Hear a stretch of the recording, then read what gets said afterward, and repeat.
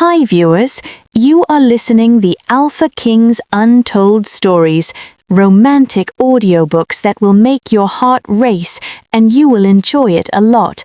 Don't forget to subscribe for more enchanting love tales. Hi, viewers, you are listening the Alpha King's Untold Stories, romantic audiobooks that will make your heart race and you will enjoy it a lot. Don't forget to subscribe for more enchanting love tales. Chapter 1. The Veil of Stone. My name is Thorn. They call me the Granite King, the mountain that walks, the beast of the north. The titles are whispers of fear, wrapped in false respect. On the day of my wedding, I felt no anticipation, only the heavy, familiar weight of duty. A political bargain sealed with a signature, not a heart. I had long abandoned the childish Lycan legends of a destined mate, a single soul meant to mirror your own. My heart was a fortress, its walls thick with the ice of solitude and the scars of old battles. The Princess of Viridia was merely a name on parchment, a currency to secure a southern alliance. Young, compliant, obedient, that is what the treaty promised. I stood at the cold stone altar, a giant carved from shadow and grim necessity, and a bitter thought echoed in the silence. Did she know? Did anyone truly tell her she was being given to a monster? The immense oak doors of the chapel groaned open, a sound like a dying breath, and there she was, a wisp of white silk against the gray stone, so utterly small, so devastatingly alone beneath the suffocating weight of her lace veil. She walked unaccompanied, no father to give her away, no family to offer false comfort, just a solitary, fragile figure moving through the hollow silence toward a future she never chose, toward me. Each step she took echoed, a tiny drumbeat of doom. My breath caught in my chest, not with desire, but with a shocking, unfamiliar wave of pity. She resembled a snowflake caught in a storm, destined to shatter upon impact. She finally reached me. The top of her veiled head did not even reach my collarbone. I looked down, and for the very first time in my life, I felt a hot flush of shame for my own immense size. To her, I must have been a cliff face, a terrifying, insurmountable wall of muscle and menace. The priest's droning words became a distant hum, drowned out by the visible tremor in her tiny clasped hands. I could see the rapid, fluttering rise and fall of her shoulders beneath the silk. She was terrified. Of course she was terrified. What sane person would not be? Then the moment arrived. The priest's voice cut through the fog. The groom may now behold his bride. The air in the chapel grew thick enough to choke on. Time itself seemed to slow, each second stretching into an eternity. My own hand, this massive, battle-scarred weapon that had shattered shields and felled armies, suddenly felt clumsy and grotesquely dangerous. I reached for the delicate lace as if it were woven from the fragile threads of a dream. My fingers, rough and calloused, trembled as they brushed against the delicate material. I lifted it. I drew it back, slowly, revealing the face of the stranger who was now my wife, and my entire world shattered into a million brilliant, agonizing pieces. It was not merely her beauty, though she was beautiful. It was the storm in her eyes, a tempest of gray and silver. It was the porcelain skin, the lips parted in a silent gasp. But deeper than sight, it was a feeling, a seismic shift in the very core of my being, a lightning strike to my soul that ignited a roaring inferno in my blood. A howl, long silenced, erupted in my spirit. It was a truth so absolute, so undeniable, it stole the very breath from my lungs. Mine, the mate bond, the legend I had scorned. It was real, and it was her. This trembling, sacrificed princess was my destiny, my other half, the missing piece of a puzzle I never knew I was trying to solve. But her eyes, oh, Creator, her eyes, they did not reflect the same stunning, soul-deep recognition. They were wide, pools of pure, unadulterated tread. A single perfect tear escaped, tracing a path of sheer, desperate dread down her cheek. She looked up at me, and she did not see her mate. She saw the monster from every horror story ever whispered about the North. My heart, which had just burst into a blazing sun of hope, was instantly doused in the coldest, darkest ice water. My fated one, my destiny, was utterly terrified of me. In that frozen, agonizing moment, as the bond within me sang a symphony of joy, and her face silently screamed a dirge of horror, I made a vow, a silent, desperate vow that etched itself into my bones. I would not be her monster, even if it meant strangling the hopeful beast now roaring inside my chest. I would not become the living nightmare of her fears. The silence after the veil fell was deafening. It roared in my ears louder than any war cry. I stood frozen, my hand still clutching the lace, staring into the stormy sea of her fear. The priest coughed, a dry, scraping sound. "Your Majesty, the vows." The words jerked me back to the cold reality of the stone chapel, to the watching, curious eyes of the court, to the beautiful, terrible truth now hanging between us like a blade. I released the veil as if it had burned me, and took a single, deliberate step back. I had to give her space. I had to make this hulking form of mine less of an immediate threat, even though the task felt utterly impossible. How does one make a mountain appear safe? I spoke my vows. My voice emerged as a low, gravelly rumble, even rougher than I intended. I vow to protect you, to honor you, to cherish you. Each word felt like a betrayal, like ash on my tongue. A lie. How could I protect her when I was the source of her fear? How could I honor her when she'd been bartered like a shipment of grain? How could I cherish her when my very presence made her tremble like a leaf in a gale? Then her turn. Her voice was a whisper, so soft the very candles seemed to lean in to catch it. A fragile, broken sound that cracked something inside me. "I vow," she began, and her voice hitched painfully, "to be faithful and obedient." Another tear fell, followed by another. She was weeping silently, a tragedy composed of silk and lace, bound forever to a king carved from unforgiving stone. The priest declared the final rite, the kiss. Tradition demanded it. The entire court expected it. My new wife, my mate, went perfectly, heartbreakingly still. Her eyes squeezed shut, her body rigid, bracing not for a kiss, but for a blow. The sight was a physical pain, a knife twisting in my chest. No, not like this. Never like this. I leaned down, slowly, so agonizingly slowly, giving her every possible chance to turn away, to flee.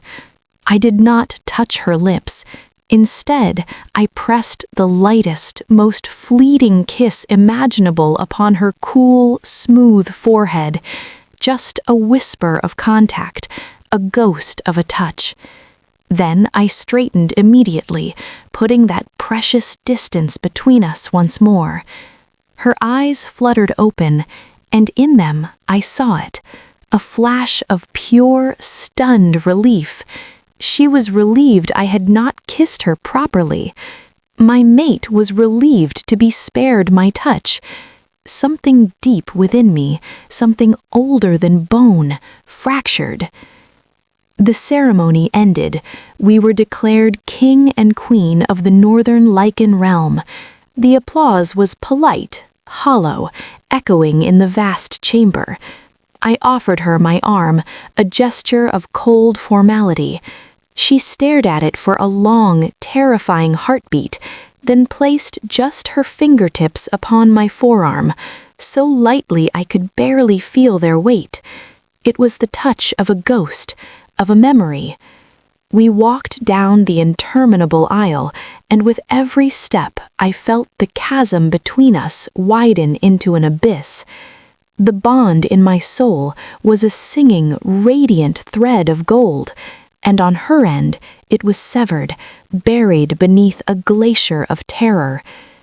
The wedding feast was a special kind of torture, a performance of joy where every actor knew their lines were lies. Ilara, no, her name was Lyra, I had to remember, Princess Lyra of Viridia, sat beside me at the high table, a portrait of silent, exquisite misery. She did not eat, she did not speak, she did not look at anyone.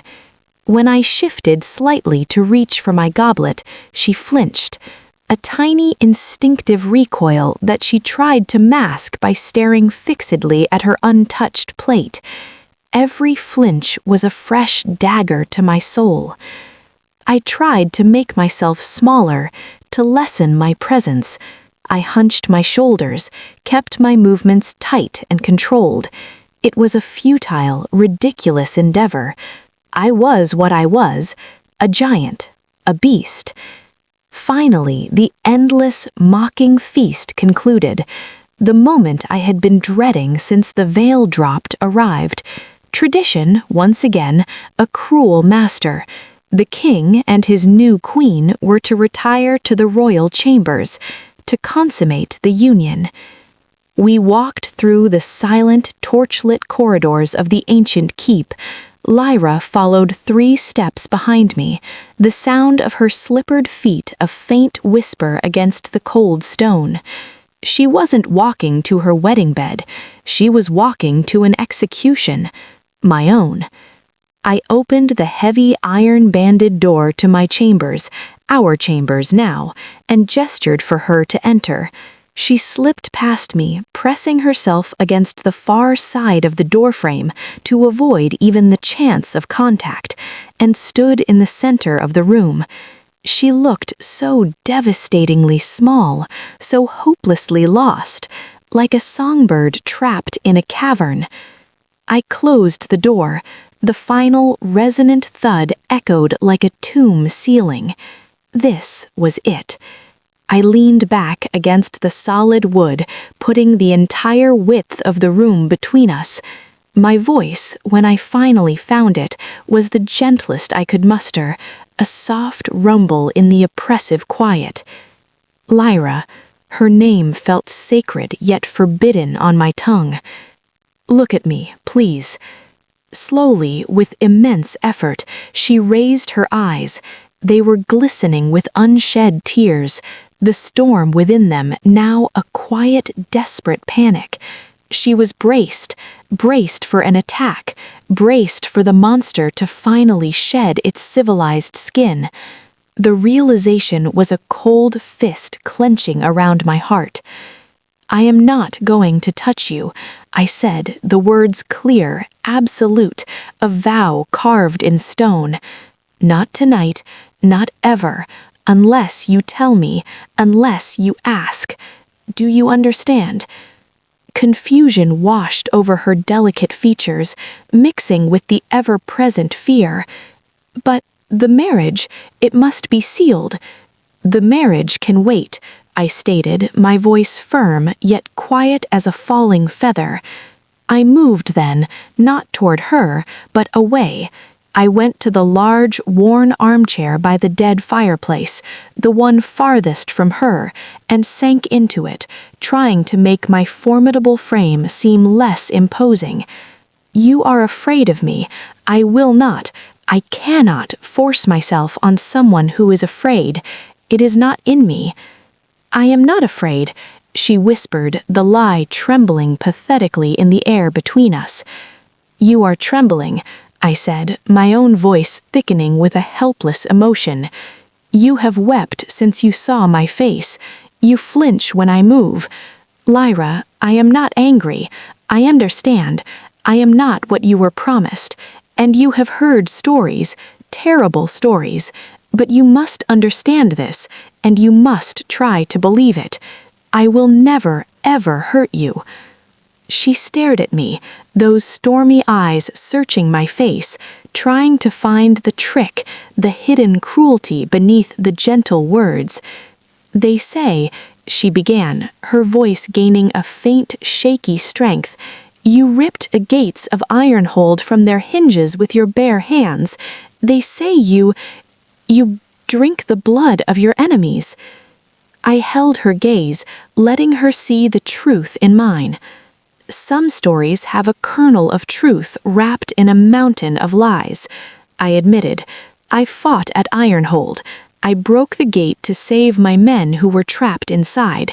It was an act of desperation, not savagery. And I have spilled blood to protect my people. But I am not a mindless beast. I do not revel in it. And I have never, ever raised a hand on someone who was weaker. Never. You are so large, she breathed, and it wasn't just an observation. It was a confession of her deepest terror. I know, I said, and the words were filled with a regret so profound it ached. I am sorry for that. I know I must be a frighting sight. I gestured around the room, the sitting chamber of the king's suite. This is your space now. The bedroom is yours alone. I will sleep here, on this couch. You can lock the door. I swear to you on my crown and my honor, I will not enter without your express permission. You have my word as king. She blinked, stunned. You would do that? Sleep apart? Defy centuries of tradition? I would. I will. Your safety, your peace of mind, is more important to me than any tradition, any expectation, any whisper from the court. She looked from the heavy bedroom door to me, folded awkwardly into a chair meant for a normal man. The council, they will ask questions. They will know. Let them ask, I said, a flicker of my kingly steel returning to my voice. I am the king. I will handle the council. Lyra, I leaned forward, resting my elbows on my knees, making myself as small as I could possibly conceive.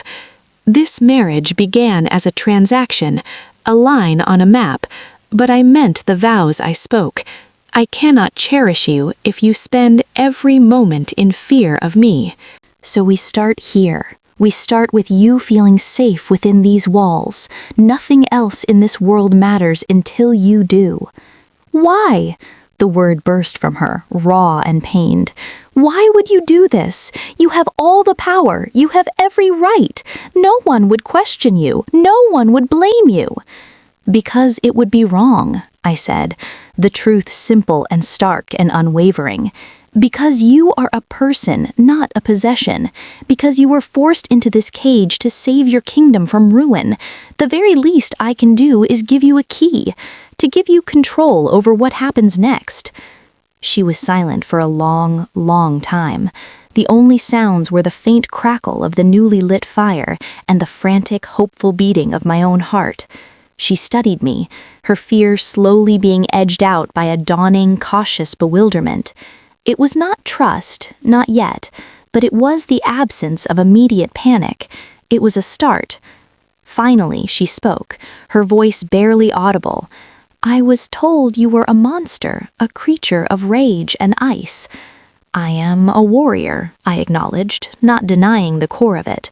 I have known rage, I have walked through fields of ice and blood, but mercy, compassion, they are not weaknesses I lack, they are choices I make, and I choose them now, for you. She took a shallow, shaky breath, as if the air itself was too heavy. Then, without another word, she turned and walked to the bedroom door. She opened it, stepped inside the darkness, and closed it softly, firmly behind her. I waited, listening with senses honed by my Lycan nature. I heard the soft rustle of fabric, the creak of the bed. I waited for the definitive click of the lock turning, the sound that would seal her away from me. It never came. That small, silent act of tentative, fragile trust, it was the first thread, gossamer thin, thrown across the bottomless chasm between us. And as I lay down on the couch that was far too short, my feet dangling off the end, staring at the shadows dancing on the ceiling, the stone around my heart felt just a little less heavy, just a little less cold. The longest journey of my life had begun, not with a roar, but with a door left unlocked. Chapter 2. The Unlocked Door.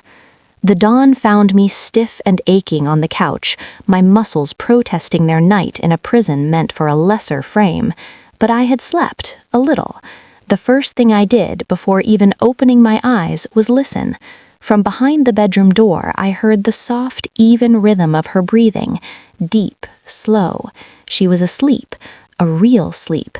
A small, fierce wave of protectiveness, so violent it startled me, washed over my soul. She felt safe enough to truly sleep, here, in my home. That fragile thread had held through the night. I moved like a phantom, gathering my clothes and slipping from the chambers before the sun had fully breached the horizon and painted the mountains in fire. I needed to give her space, to let her wake in a room that was hers alone, without the looming, oppressive presence of her gargantuan husband. The castle was a tomb of quiet as I made my way to the training grounds, the bite of the morning air a welcome slap against my skin, clearing the fog of a sleepless night. I lost myself in the brutal, familiar poetry of combat, the clash of steel on the Pell Post a violent counterpoint to the turmoil in my heart. Mate, fear, bond, terror. With every powerful, controlled swing, I reforged my silent vow.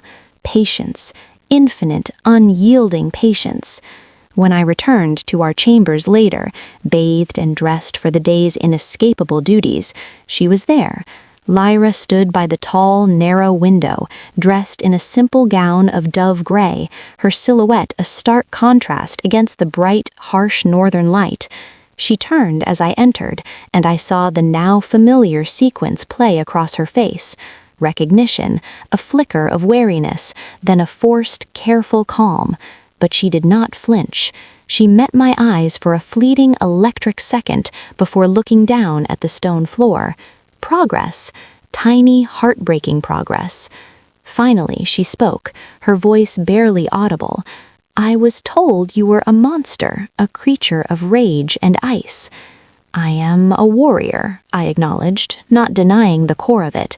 "I have known rage, I have walked through fields of ice and blood, but mercy, compassion, they are not weaknesses I lack, they are choices I make, and I choose them now. For you." She took a shallow, shaky breath, as if the air itself was too heavy. Then, without another word, she turned and walked to the bedroom door. She opened it, stepped inside the darkness, and closed it softly, firmly behind her. I waited, listening with senses honed by my Lycan nature. I heard the soft rustle of fabric, the creak of the bed. I waited for the definitive click of the lock turning, the sound that would seal her away from me. It never came. That small, silent act of tentative, fragile trust, it was the first thread, gossamer thin, thrown across the bottomless chasm between us. And as I lay down on the couch that was far too short, my feet dangling off the end, staring at the shadows dancing on the ceiling, the stone around my heart felt just a little less heavy, just a little less cold. The longest journey of my life had begun, not with a roar, but with a door left unlocked. Chapter 2. The Unlocked Door. The dawn found me stiff and aching on the couch, my muscles protesting their night in a prison meant for a lesser frame. But I had slept, a little. The first thing I did before even opening my eyes was listen. From behind the bedroom door, I heard the soft, even rhythm of her breathing, deep, slow. She was asleep, a real sleep, A small, fierce wave of protectiveness, so violent it startled me, washed over my soul. She felt safe enough to truly sleep, here, in my home. That fragile thread had held through the night. I moved like a phantom, gathering my clothes and slipping from the chambers before the sun had fully breached the horizon and painted the mountains in fire. I needed to give her space, to let her wake in a room that was hers alone, without the looming, oppressive presence of her gargantuan husband. The castle was a tomb of quiet as I made my way to the training grounds, the bite of the morning air a welcome slap against my skin, clearing the fog of a sleepless night. I lost myself in the brutal, familiar poetry of combat, the clash of steel on the Pell Post a violent counterpoint to the turmoil in my heart. Mate, fear, bond, terror. With every powerful, controlled swing, I reforged my silent vow. Patience, infinite, unyielding patience. When I returned to our chambers later, bathed and dressed for the day's inescapable duties, she was there. Lyra stood by the tall, narrow window, dressed in a simple gown of dove gray, her silhouette a stark contrast against the bright, harsh northern light. She turned as I entered, and I saw the now familiar sequence play across her face. Recognition, a flicker of wariness, then a forced, careful calm. But she did not flinch. She met my eyes for a fleeting, electric second before looking down at the stone floor. Progress. Tiny, heartbreaking progress. Finally, she spoke, her voice barely audible. "I was told you were a monster, a creature of rage and ice." "I am a warrior," I acknowledged, not denying the core of it. "I have known rage, I have walked through fields of ice and blood, but mercy, compassion, they are not weaknesses I lack, they are choices I make, and I choose them now, for you." She took a shallow, shaky breath, as if the air itself was too heavy. Then, without another word, she turned and walked to the bedroom door. She opened it, stepped inside the darkness, and closed it softly, firmly behind her. I waited, listening with senses honed by my Lycan nature. I heard the soft rustle of fabric, the creak of the bed. I waited for the definitive click of the lock turning, the sound that would seal her away from me. It never came. That small, silent act of tentative, fragile trust, it was the first thread, gossamer thin, thrown across the bottomless chasm between us. And as I lay down on the couch that was far too short, my feet dangling off the end, staring at the shadows dancing on the ceiling, the stone around my heart felt just a little less heavy, just a little less cold. The longest journey of my life had begun, not with a roar, but with a door left unlocked. "Not all," I said, and a faint, genuine smile touched my lips for the first time in her presence. In the high valleys, when summer finally fights its way here, there are meadows of fire lilies. They are so red they look like the sky is bleeding. And the northern lights, they dance in colors that have no name, colors that would make your moonbirch parchment seem dull. I was speaking too freely, offering pieces of my homeland like a courting youth. But I wanted to give her something, anything besides fear. She listened, her gaze losing some of its glassy terror, replaced by a faint, hesitant curiosity. "I have never seen lights that dance in the sky."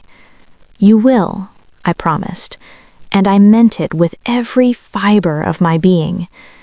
Thus began our fragile, nightly ritual. Over supper, we would talk. I asked about her interests. She loved history, the old epics of knights and lost cities. She played the flute, not the harp as I had assumed. She missed her younger brother Rowan with a tangible, aching sorrow. Each morsel of information was a treasure I hoarded in the vault of my mind. My mate loves stories and music. She is loyal. Her heart is kind. In return, I told her of the Lycan ways, Not the brutal legends she knew, but the truth. The deep, unbreakable bonds of the pack. A loyalty that was a living, breathing entity. The respect for the moon, not as a curse that brought madness, but as a cycle of strength, introspection, and renewal. The crushing responsibility of an alpha, not just the right to command, but the duty to serve, to protect every soul under your care until your last dying breath. "It sounds noble," she said one evening, nearly 2 weeks into our strange, stilted arrangement. It was the first time she had offered an unsolicited opinion, a tiny spark of her own spirit.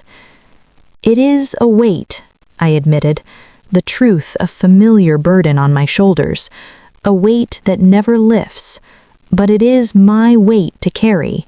I chose it.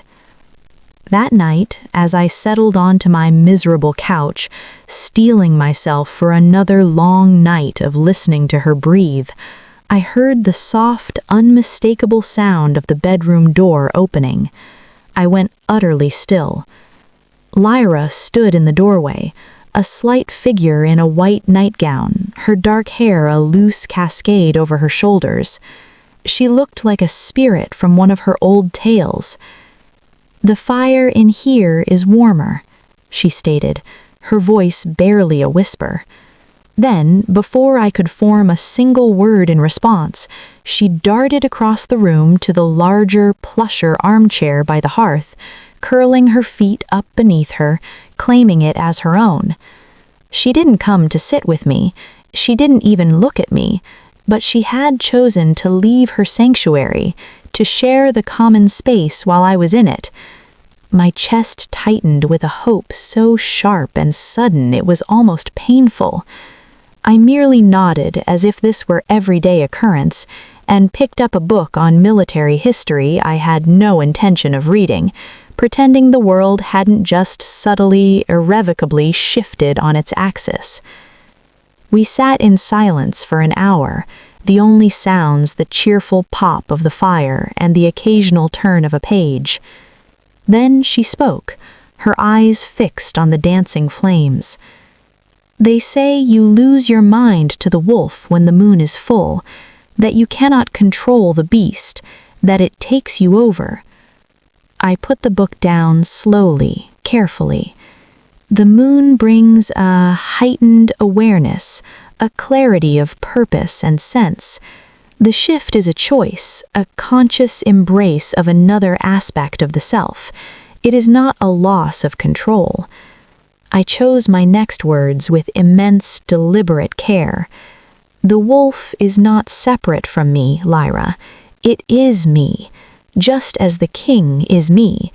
And the man sitting here, afraid of frightening you, that is me too. All of it, one being." She finally looked at me, her gaze searching my face as if seeing it for the first time, tracing the lines, the scars, the truth in my eyes. "You're afraid? Of frightening me?" "Terrified," I confessed, the raw, unvarnished honesty torn from a place deep within my soul. It is a deeper, chilling fear than any battlefield has ever gifted me. To be the source of your pain, it is unendurable. She absorbed this, her brow furrowing in thought. Then she uncurled herself from the chair with a grace that caught my breath. "I am tired," she said simply, as if she had just shattered and remade my entire understanding of the night. She walked to her bedroom door, paused with her hand on the latch, and without turning, said, "Good night, Thorn." The sound of my name on her lips, not Your Majesty, not my king, not my lord, but my given name, Thorn, struck me with the physical force of a warhammer. It was a gift, a vulnerability offered, a crack in the ice so profound I could not speak. I just nodded, a mute fool, though she couldn't see it. The door closed softly. Again, the lock did not turn. That night, on the torturous couch, I stared at the ceiling and felt the first real seismic crack in the stone fortress around my heart. A single stubborn, impossibly green shoot of hope had found its way through the permafrost. The journey was endless, the path ahead shrouded in mist and doubt, but we were no longer standing still on opposite sides of a canyon. We were beginning to walk, however hesitantly, along that same precarious ledge, and she had just spoken my name. Chapter 3. The First Howl. The morning after she said my name, the entire world seemed reborn in a softer, kinder light. The grim gray stone of the keep held a warmer, almost golden hue. The relentless northern wind sounded less like a warning and more like an old, familiar song. I moved through my kingly duties with a lightness I hadn't felt in decades, the memory of that single soft thorn echoing in the halls of my mind like a sacred repeating chant. But the cautious distance remained, a living thing in the room with us. At supper, she still sat at the far end of the small table.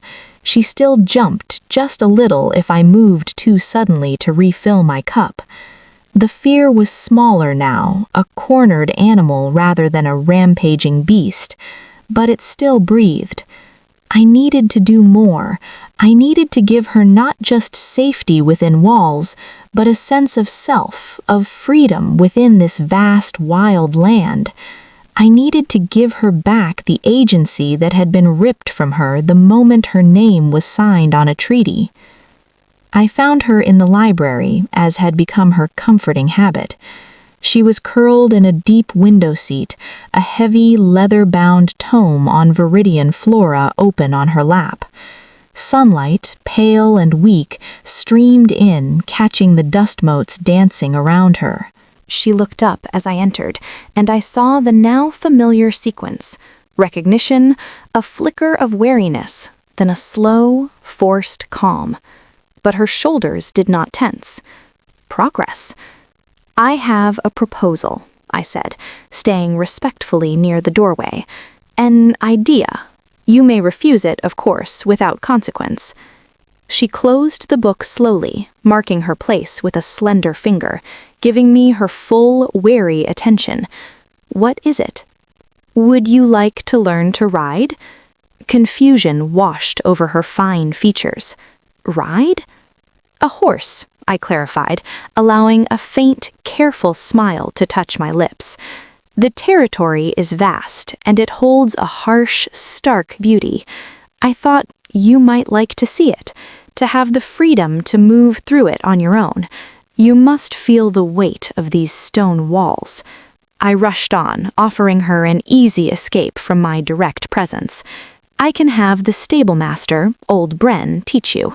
He is the gentlest soul in the northern realms and has the patience of the mountains themselves. You would not have to, that is, I would not presume to intrude." She was silent, her stormy eyes studying me with an intensity that made my heart thud. She looked from the book in her hands, a piece of her old, lost life, to the window and the wild, wind-swept moors beyond. I saw the longing in her face then, sharp and clear as a bell. Then she looked back at me. "You would teach me?" she said. It wasn't a question. My breath hitched. "If you would allow it," I said, my voice low, "but only if you are entirely comfortable. Bren is—" "I would like you to teach me," she interrupted, her voice firming with a resolve that sent a shock through me.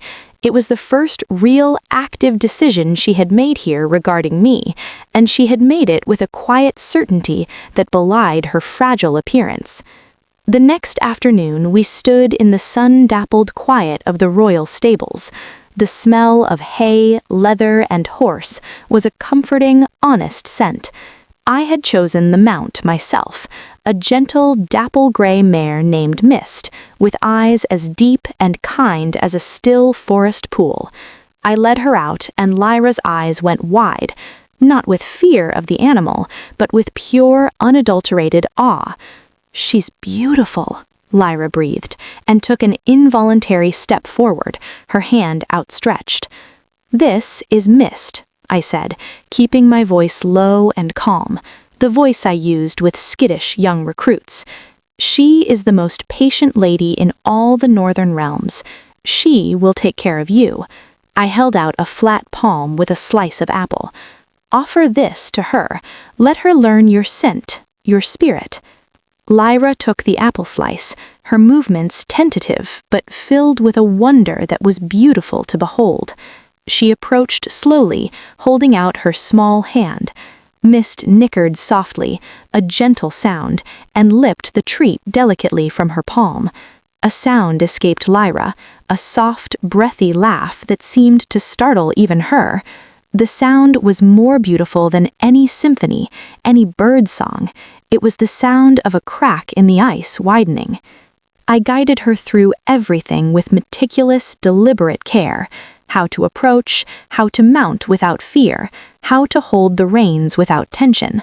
I was a king, an alpha, a warrior who commanded legions with a glance, and I asked this tiny human queen for permission to touch her boot. She was a natural, fearless with the horse, her initial tension melting away as she focused on the lesson, on the connection with the gentle beast. By the third afternoon, she was guiding Mist at a steady walk around the paddock, her posture straight, a look of fierce, joyful concentration on her face. And then, as we paused, Mist turned her head and nuzzled Lyra's knee, asking softly for another treat. Lyra smiled. It wasn't the full, radiant smile I knew somehow she was capable of. It was small, tentative, a fragile crack in the glacier that had encased her. But it was real. It was hers. It transformed her entire face, lighting her eyes from within like the first sunrise after a long winter. My breath caught in my throat, painful and wonderful. She had been lovely in her fear. She was utterly, devastatingly breathtaking in her faint, dawning joy. "She likes you," I observed, leaning against the wooden fence, giving her all the space she could want. "I like her too," Lyra said, stroking Mist's sleek neck with a gentle hand. "Animals are easier. They don't have hidden motives. They don't whisper. They are just themselves." The unspoken comparison hung in the crisp air between us. I swallowed hard. "For what it's worth," I said, choosing each word as if it were made of glass, "I am trying, with every breath, to be just myself with you. No hidden motives, no whispers in my heart that contradict my actions. I only want you to feel safe here, and happy, if such a thing is possible in this stone place." She looked at me then, really looked at me, her hand stilling on Mist's neck. The smile had faded, but the softer, more open expression remained. "I am starting to believe that, Thorn," she said quietly, her gaze not wavering. "My name again, and now with this new layer of dawning understanding. Is that a good thing or a bad thing?" I asked, my voice barely a whisper, terrified of the answer. "Good," she said, and her gaze didn't waver. "The stories, they painted you as a creature of pure, unmovable wrath, but you have been patient, even though you have been—" She broke off, looking down, searching for the word that wouldn't sound like an accusation against herself. "Even though you have been protecting your heart," I finished for her, my voice gentle as the breeze. "That is not a fault, Lyra. It is profound wisdom. You were thrown into a den of wolves armed with nothing but horror stories. The fact that you are still standing, that you are here, learning to ride under this wide sky, that is a courage I have rarely seen. Do not ever apologize for your fear. It kept you whole." She met my eyes again, and the storm in them was clearing, revealing something deeper, something calmer and stronger beneath. "You see courage where I only see weakness. I see truth, And in that moment, surrounded by the honest smells of hay and horse, with the pale northern sun painting her hair with strands of gold, I felt the chasm between us narrow by another precious, hard-won inch. Not with a dramatic declaration, but with the simple, profound act of giving her back a piece of her own freedom, and she had chosen deliberately to let me be the one to give it. The writing lessons became our sanctuary, our holy ground. For one golden hour each day, the titles fell away like discarded cloaks. I was not the granite king, and she was not the terrified queen. We were just a man and a woman and a gentle horse under a sky so vast it made all fears seem small. And with every lesson, the ice continued to melt, drip by precious, glorious drip.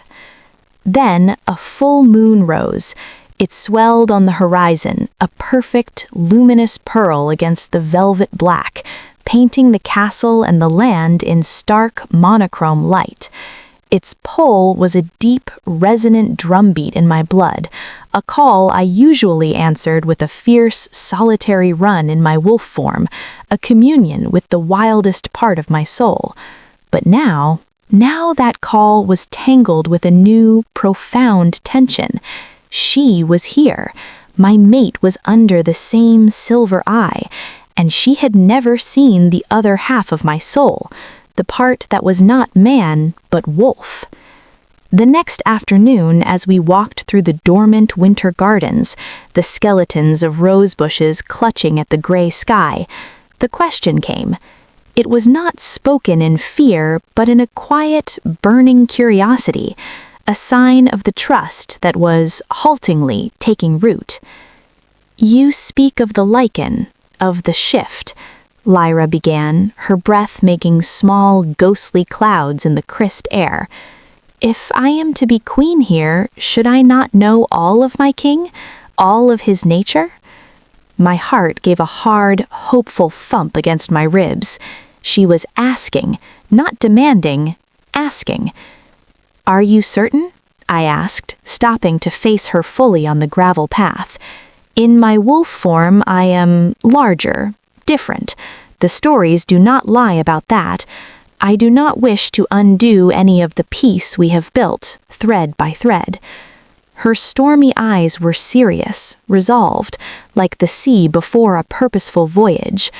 "I am asking, Thorn. I want to see. I need to see." There, in the secluded heart of the garden, surrounded by sleeping earth and frosted marble statues, I gave her the truth she asked for. I let the change flow through me. It was not a violent, bone-snapping horror as the tales described. It was a swift, seamless unfolding, a release. Muscle and bone reshaped with a sound like shifting gravel, senses expanding until I could smell the frozen earth beneath the snow, the distant scent of a fox, the unique, lovely fragrance of her, jasmine and winter rose. In moments, I stood before her on 4 powerful paws instead of 2, a wolf of shadow and granite, massive, my head now level with her shoulders. My fur was thick and dark, shot through with silver like the mountain peaks at dawn. I held perfectly, utterly still, a statue of fur and muscle and contained power. I watched her, my wolf's keen eyes missing no detail. Her own eyes went impossibly wide, her lips parting in a silent gasp. She took an instinctive half-step back, one hand flying to her throat. The old, primal fear flashed across her face, bright and sharp as a blade. My heart, a wolf's heart now, sank like a stone in a deep lake. I had been a fool. I had shattered our fragile peace. But then, she stopped. She didn't run. She didn't scream. She breathed in a shuddering breath, and the fear in her eyes didn't vanish, but it was joined, overwhelmed by something else. Wonder, awe. She was not looking at a monster. She was looking at a marvel of nature, at a truth she had never dared to believe. Slowly, with a courage that stole the breath from my lupine lungs, she took a step forward, then another. She stopped an arm's length away. Her small, pale hand rose, hovered in the frozen air, trembling not with terror now, but with the enormity of the moment. "May I?" she whispered, the question hanging in the frozen air, a prayer. A joy so profound it was a physical ache erupted in my chest. I could have howled it to the silver moon. Instead, I gave the slightest, most careful dip of my massive head, lowering it gently to bring it closer to her level. I closed my eyes, offering myself completely to her judgment, to her touch. Her fingertips touched my fur, just between my ears, a feather-light, trembling touch. Then it steadied. Her hand sank into the thick, warm pelt, a soft, exploring stroke. "You're warm," she breathed, wonder saturating her voice like sunlight through honey. "And so soft. I didn't expect you to be soft. I thought you would be cold, like stone." I stayed there, a king brought to his knees not by force but by trust, as her hands learned the shape of my head, the line of my jaw, the strength of my neck.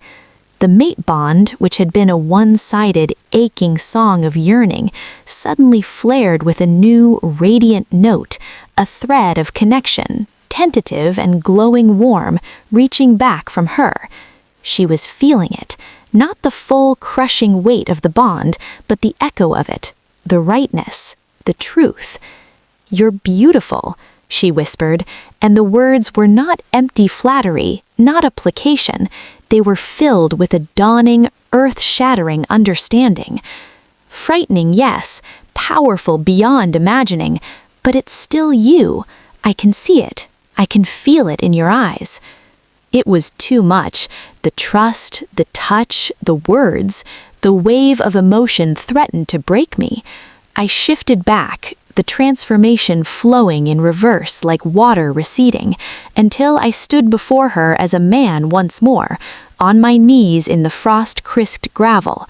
The loss of her touch as she jerked her hand back was a physical ache, a coldness where there had been warmth.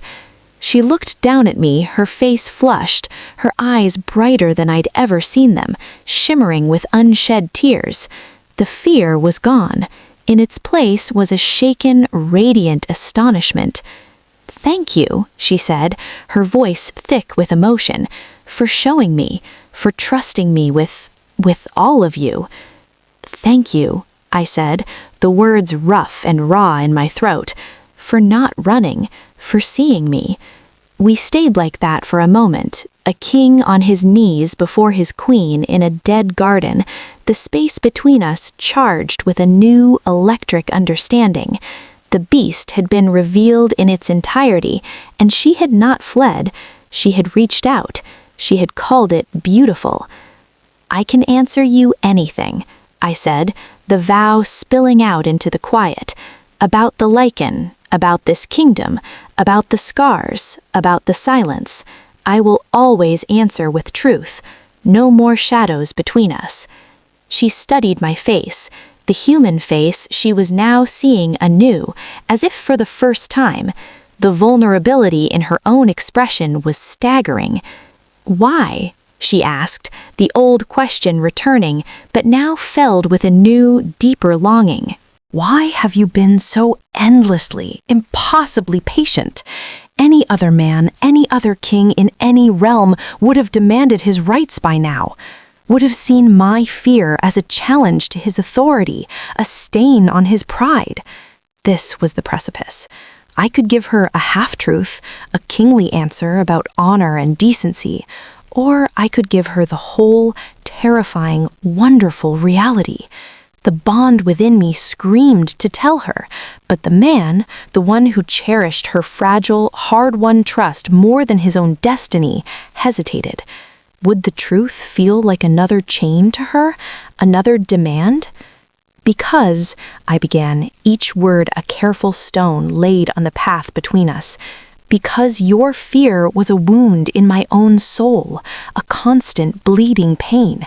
It hurt me more than any sword, any arrow, any betrayal ever could. I took a slow, steadying breath, risking everything. Because you matter to me, Lyra, not as a queen, not as a treaty, you, your happiness, your peace, the light in your eyes.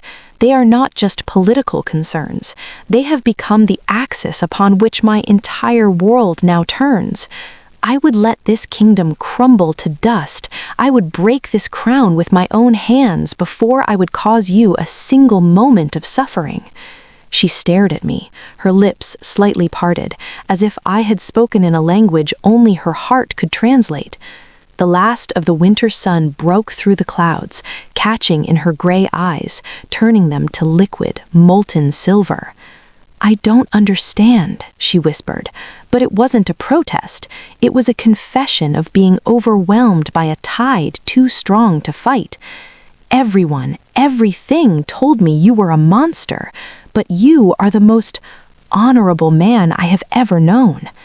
Perhaps the real monster was the lie itself, the story they told us both, and perhaps we have both slain it here today. She didn't reply with words, she just looked at me, and in her gaze I saw the final inner wall begin to crumble, not to dust, but to sand, ready to be washed away by a tide of something new, something brave and terrifyingly beautiful. That night, for the first time, she did not close the bedroom door at all. It stood open, a precise, deliberate inch, a sliver of golden firelight from the main room cutting across the dark floor of her sanctuary. I lay on my couch staring at that thin line of light and felt the stone fortress around my heart shatter completely, leaving only something warm, something fragile, and fiercely, wonderfully alive. The wolf had been seen, and it had been called beautiful. Chapter 4. The Poisoned Cup. The open door was a question, and I spent the entire night wrestling with its answer. That slender golden line of firelight was a road laid at my feet, leading from my exile on the couch to her sanctuary. Every instinct, the wolf's and the man's, sang a chorus of urgency to arise, to cross that threshold, to stand at the foot of the bed where my mate slept, and simply breathe her in, to ensure with every sense that she was real, that she was here, that she was safe.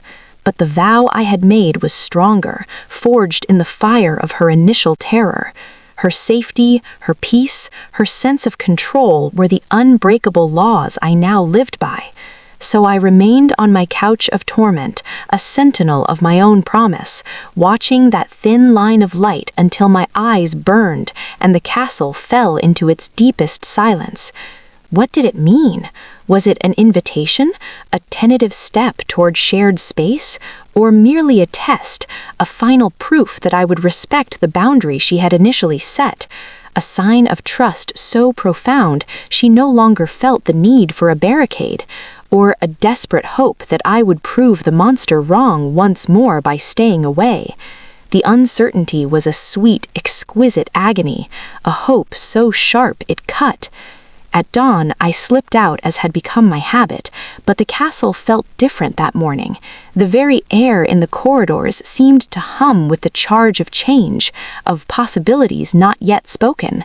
When I returned for the midday meal, the dynamic in our chambers had shifted subtly, profoundly. Lyra was not by the window, lost in a book or her thoughts. She was sitting at the small table, a volume on northern constellations open before her, but she wasn't reading. She was waiting for me. "I've been thinking," she said, as I carefully took my seat across from her. Her voice was steady, but her fingers traced the edge of the book's page, a small betraying motion. "About what you said in the garden, about your fear hurting me." I froze, a piece of dark bread halfway to my mouth. I set it down slowly. "You need not think of it," I said gently, though the words felt hollow. "My feelings are my own to manage. They are not your burden to carry." "But they are," she insisted, her stormy eyes lifting to meet mine. There was a new determination there, a spark of fire I hadn't seen before, the same fire that had made her ask to see the wolf. If this, whatever is growing between us, is to be real, then your burdens are mine as well, just as mine are yours. Isn't that what partnership is? What a true marriage is? The word partnership struck me like a bell tolling in a quiet valley. It was so much more than arrangement, so much more hopeful than truce. It was a word that spoke of equals, of shared weight, of a future built together. It is, I agreed, my voice thick with a sudden, overwhelming emotion. Then I wish to lighten that burden, she declared. She took a deep breath, as if steeling herself to a plunge into cold water. The open door was not a test. It was an offering. You have slept on that couch for weeks. It's an insult to a king and a cruelty to a man who has shown me nothing but kindness. She looked down at her hands, a faint, lovely blush coloring her cheeks. The bed is large enough for two. You should sleep in it, in your own chambers. The world tilted on its axis. The solid stone beneath my feet felt suddenly like shifting sand. Lyra! She rushed on, her words tumbling out now, as if she had rehearsed them and was afraid she would forget. I am not saying anything else has to change. I am simply saying you deserve a proper rest. A king should not have to curl up like a displaced hound. And I believe I would feel safe with you in the room, truly. This was the culmination of every patient moment, every withheld touch, every gentle word spoken in the dark. It was a fortress, surrendering not to a siege, but to an outstretched hand. The magnitude of her offer, of her trust, threatened to undo me completely. "Are you certain?" I asked, the words a raw scrape in my throat. "Beyond all doubt? Beyond any shadow of fear?" She met my gaze again, and the last vestiges of the old fear were gone. In their place was a clear, solemn certainty that shone like a clean flame. "I am certain that I trust you not to touch me without my permission, and I am certain that I am tired of you being in pain because of a fear that no longer holds me. It is time." It was never foolishness, I breathed, the truth of it overwhelming. It was survival, and your trust is the greatest, most precious gift I have ever been given. It is worth more than any crown. That night, the ritual was new, charged with a quiet, profound significance. I waited in the main chamber as she prepared for bed. When she emerged in her nightgown, her hair a dark, loose cascade over her shoulders, she gave me a small, nervous nod, a ghost of a smile, and disappeared into the bedroom. I gave her time, moments that stretched like years, then followed. The royal bed was indeed enormous, a vast landscape of furs and linen and down. She was on the far side, curled on her edge, her back to the center, a small, still form. A whole world of empty mattress lay between us. It was a canyon. It was, to me, a paradise. I took my side, lying stiffly on my back, careful not to let the bed dip or shift too much with my weight. The distance between our bodies was a physical ache, a yearning so deep it was a part of my bones now. But the significance of her allowing me here, of sharing this most intimate of spaces, was a balm, a healing warmth that spread through my soul. "Good night, Thorn," her voice came, small but clear in the vast, dark quiet. "Good night, Lyra," I whispered back, the words a prayer. I did not sleep, not for a long, long time. I listened to the soft, rhythmic sound of her breathing until it deepened, slowed, settled into the patterns of true, trusting sleep. Only then did I allow myself to relax, to feel the profound, soul-deep rightness of her presence mere feet away. The mate bond, which had been a tense, yearning thread, settled into a low, contented hum of connection. She was here. She was safe. She was choosing, actively choosing to be here with me. The journey was no longer about crossing a distance of fear, but about building a bridge into a future we were shaping, together, stone by careful stone. The next days were a cascade of subtle, beautiful revolutions. At council meetings, she no longer sat in the observer's chair along the wall, a silent, beautiful ornament. She took the smaller, yet no less significant throne beside mine, listening intently to the debates on tariffs, border patrols, and grain stores. Once, when a gruff, old northern lord named Boren began ranting about the infernal inefficiency of southern crop rotation, dismissing Viridian methods as child's play, I saw her lean forward slightly in her seat. "Lord Boren," she said, her voice quiet but slicing through his bluster with the precision of a surgeon's knife. "In Viridia, we found that a 3-field rotation incorporating a season of clover in the Rocky Highlands actually enriched the soil for the spring wheat. The scrolls from the sunken library detail it extensively. Perhaps our stewards could confer. What works in one soil may hold wisdom for another." The council chamber fell into a stunned silence. Lord Boren blinked, his bushy white eyebrows furrowing, then rising in surprise. He looked from her serene face to mine, and saw not challenge but offered wisdom. He gave a grudging, then genuinely respectful nod. "Aye, perhaps they could, Your Grace. The sunken library, you say? I'll have the scribes look into it." My chest swelled with a fierce, proud warmth that had nothing to do with territory or power. She was not just a silent queen, she was finding her voice, and it was a voice of intelligence and grace. Later, as we walked the high battlements together, the wind whipping at our cloaks and pulling strands of hair from her braid, she did not follow 3 steps behind me. She walked beside me, her steps matching mine as best she could. And when a sudden, fierce gust from the mountain pass threatened to stagger her, her hand shot out, not flinching away from me in fear, but grasping my arm firmly to steady herself. The contact was electric. It was the first time she had initiated touch since the garden, since her hand had sunk into my wolf's fur. Her fingers, cold from the wind and small against the thick cord of muscle in my arm, held on for 3 full heartbeat-skipping seconds before she released, a faint, self-conscious smile touching her lips as she looked up at me. "Thank you. The wind here has a will of its own." "Always," I managed to reply, the word nearly lost to the very wind she spoke of, but I knew she heard it. The door was open, and now, step by deliberate, courageous step, she was walking through it, towards me, towards an us. The Granite King was learning to feel again, and the ground beneath his feet was no longer cold, unyielding stone, but something perilously, wonderfully alive. But a kingdom, especially one led by a Lycan king with a new human queen from a softer land, offered little shelter from prying eyes and whispering tongues. The trust between us was a fragile, growing green shoot, and the first frost of courtly intrigue was coming. The trouble began not with a shout, but with a murmur.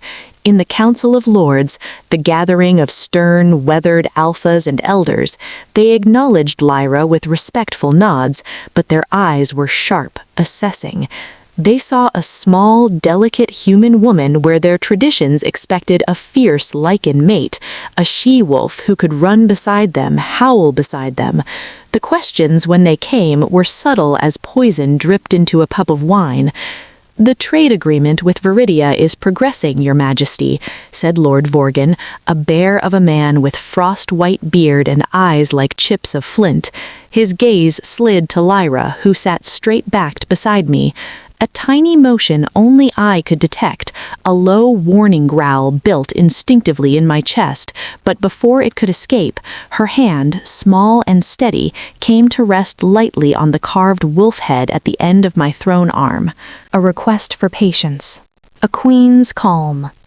She looked at Lord Vorgan, her expression serene, her stormy eyes clear and unafraid. A kingdom that sacrifices for its people's survival understands the weight of duty, my lord, she said, her voice carrying perfectly in the cavernous hall. Perhaps better than one that has never known such scarcity. My father's decision, however painful, secured medicine and grain for a valley stricken with blight. I would call that the strength of a ruler, not a weakness. And the flower he sent north, she paused, letting her gaze sweep the room, meeting the eyes of the other lords, is here to ensure that strength becomes a lasting alliance, rooted in mutual respect, not a fleeting transaction soon forgotten. The council was silent, the only sound the crackle of the great fire. Vorgan's cheeks reddened above his beard.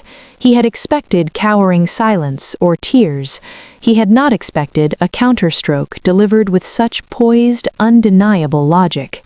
He gave a curt, stiff nod, the point ceded, but the victory in the chamber felt thin, brittle.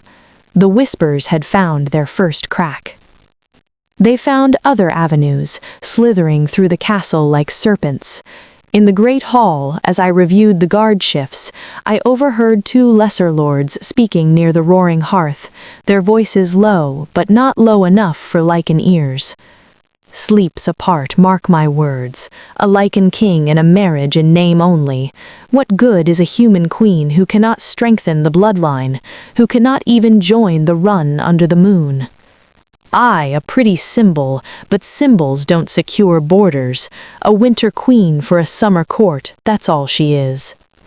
Another time, it was the chief steward, a nervous man named Evander, who came to me wringing his hands. Majesty, the servants, they talk. They wonder if the queen is unwell. She keeps such solitary hours in the library. She does not host the women's circles. There is no visible sign of a true union.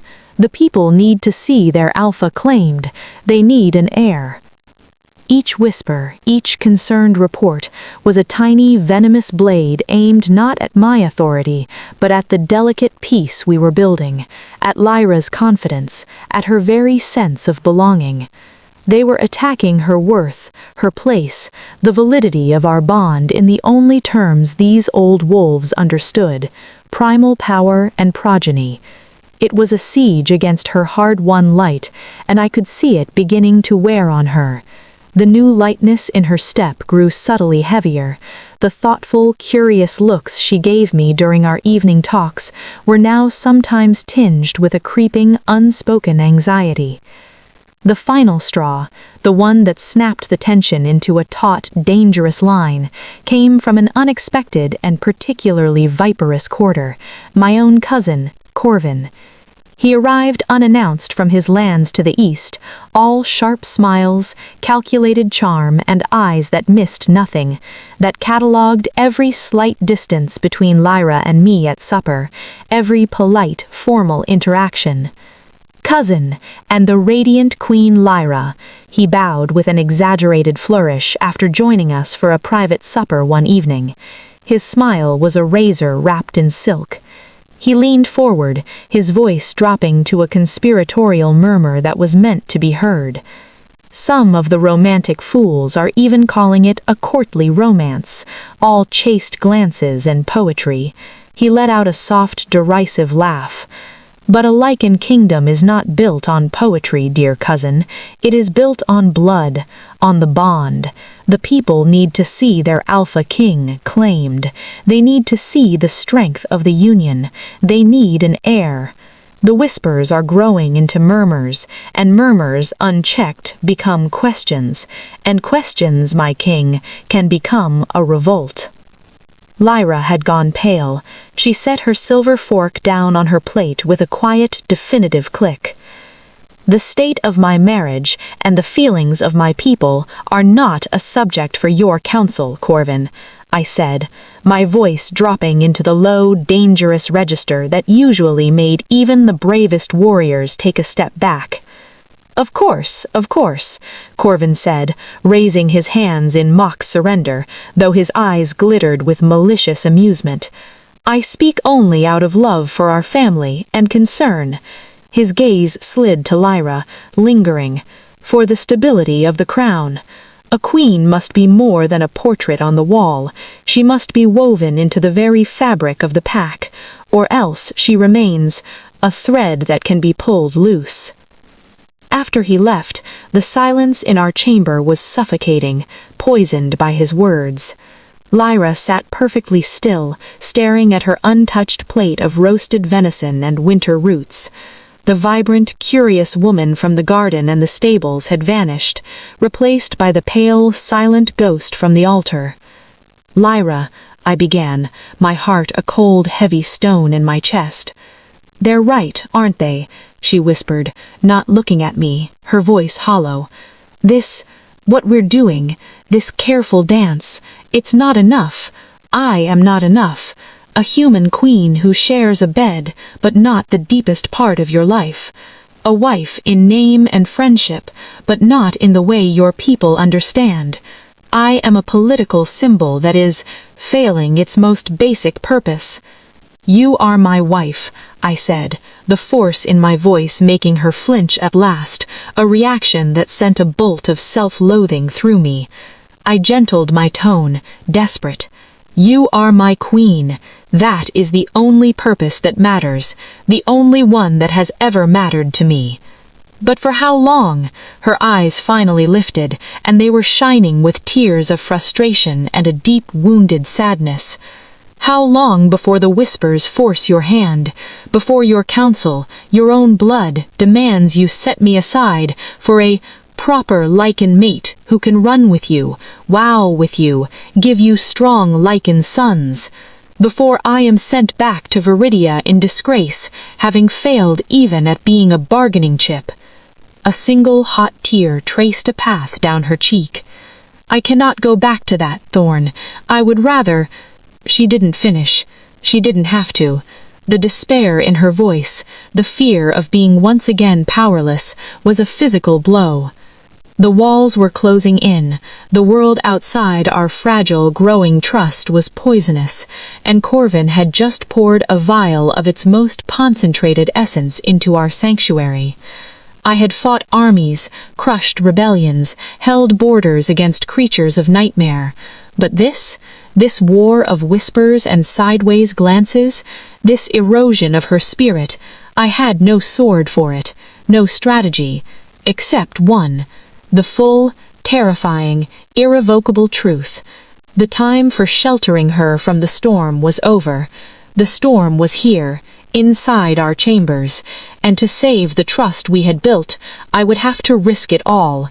I would have to tell her everything, and pray that the truth would be a shield, not the final blow that shattered her. I stood, my chair scraping loudly, a jarring sound in the poisoned quiet. I walked around the table and knelt before her. It put my eyes level with hers, a king brought low not by force, but by love and desperation. She stared at me, shocked, her tear-filled eyes wide. "Lyra," I said, my voice raw with every emotion I had locked away. "Listen to me. The whispers are lies. Corvin's words are venom spun from jealousy and ambition. There will be no other mate. There can be no other mate." I took her cold, trembling hands in mine, enveloping them completely. "Do you remember what you felt in the garden? That connection when you touched my wolf? That warmth? That sense of knowing?" She nodded, mute, a fresh tear spilling over. That was not imagination. It was not just the wonder of the moment. I held her gaze, pouring every ounce of my conviction, my soul into the words. "Lyra, you are my fated mate. The bond, the true mate bond of my people, struck me the moment I lifted your veil. You are the one person in all this world, in all of time, meant for me, my other half, my eternity." Her breath hitched, a sharp, pained sound. Her eyes went impossibly wide. Shock, disbelief, a flicker of something that might have been hope, so fragile it terrified me, all warred on her beautiful, stricken face. A fated mate? She breathed, the words a mere ghost of sound. That is a legend, a Lycan fairy tale for children. It is our deepest truth, I said, my voice low and fervent. It is as real as the blood in my veins, as solid as the ground beneath us. I felt it, Lyra, like a lightning strike to my soul, the moment I saw your face. Disbelief twisted her features, mixing with a new, sharper hurt. You felt it, you knew, and you said nothing for all these weeks? A flicker of the old betrayal, the old fear of hidden motives sparked in her eyes. Was that another kindness, withholding the truth from me? No, the word burst from me, sharper than I intended. I forced myself to soften, to gentle my grip on her hands. It was fear, my own cowardly fear. You looked at me with such absolute terror. If I had told you then, you would have thought it a trick, a monstrous manipulation by a beast to lure his prey closer. You would have believed I was using your own folklore against you, to trap you. I couldn't bear for the most sacred truth of my life to become another weapon in your fear, another chain on your spirit. She pulled her hands from mine, wrapping her arms around herself, as if suddenly cold. She stood up, turning away from me, and walked to the fireplace. She stared into the flames, her small frame rigid. So everything, she said, her back to me, her voice trembling. The patience, the separate rooms, the writing lessons, the stories by the fire, it was all because of this bond, a biological pull, a magical compulsion, not because of me? I rose to my feet, my heart hammering a frantic, desperate rhythm against my ribs. This was the precipice I had dreaded. The bond is the reason, I said, pleading for her to understand the nuance, the truth. The bond doesn't command, it doesn't force, it reveals. It showed me the depth of what you could mean to me. It made your well-being the central, undeniable fact of my existence. But choosing to act with honor, with patience, with respect, Lyra, that was my choice. The bond didn't make me kind. It made me want to be kind, to be worthy of you. There is a universe of difference. I love you because of who you are, not because a bond tells me I must. She was silent for a long, long time, the only sound the crackle and pop of the fire. When she finally spoke, her voice was small and thick with confusion. Do I feel it, this bond, or is it just you? You might. Humans, especially those with any distant lineage or open heart, can feel it, though it often comes slower. A sense of rightness, a pull you can't explain, a warmth in my presence that has nothing to do with the fire. I took a careful step closer, but kept my distance. In the garden, when you touched my wolf, what did you feel? She was quiet, remembering. I could see her shoulders relax a fraction as she recalled the moment. A warmth, she whispered, almost to herself. A sense of knowing you, even though I didn't. Like a memory from a dream, or a song I'd forgotten. I thought it was just the wonder of the moment, the beauty of it. It was the bond, I said, hope, a fragile, desperate flame in my chest, beginning to whisper to you, to sing your own soul's song back to you. She turned then, her face illuminated by the firelight, etched with conflict and a profound, weary sadness. And if I never feel it the way you do, if it remains just your truth and not mine, what then, Thorn? Am I just a prisoner of your destiny? A prize won by fate, not choice? The question was a lance through my heart. You are free, I said, the words costing me everything, tearing something vital from my chest. You have always been free. The bond doesn't chain you, it invites you. Knowing this changes nothing about my vow. I will sleep on the couch tonight, and every night if you wish. I will have the scribes draw up annulment papers and send you home to Viridia with every honor, every treasure if that is your desire. It would shatter me into dust, but I would do it, because your will is sacred, more sacred to me than any bond, any crown, any legend. Tears welled in her eyes again, but these were different, not of fear or frustration, but of overwhelming, bewildering emotion. You would let me go? But of overwhelming, bewildering emotion. You would let me go, even now, after telling me this? Especially now, I vowed, my own vision blurring. Your choice must be real. It must be yours, and yours alone, not compelled by fate or politics or pity for my feelings. It must be free. She shook her head slowly, a lost, beautiful gesture. I don't know what to do with this, with any of this. It's too big. It changes everything. You don't have to decide anything tonight, I said gently, the king in me receding, leaving only a man pleading with the woman he loved. The truth is yours now. Sit with it. Question it. Yell at the walls for it. All I ask is that you believe this one thing. My care for you, my devotion is not a lie. It is the most real, the most unwavering thing I have ever known. She looked at me, really looked at me, as if seeing me for the first time since I knelt. The king, the wolf, the man, and now the bound soul laid utterly bare and vulnerable before her. I believe you, she said finally, the words a soft, exhausted surrender to a new, bewildering reality. I don't understand it, but I believe you are telling me your truth. She hugged herself tighter. I need to be alone, to think, to breathe. Of course, I said, my heart aching with a mixture of relief and a new, deeper dread. I moved toward the door, giving her the space she asked for, the space I had always promised. I paused on the threshold, looking back at her, a solitary figure framed by firelight.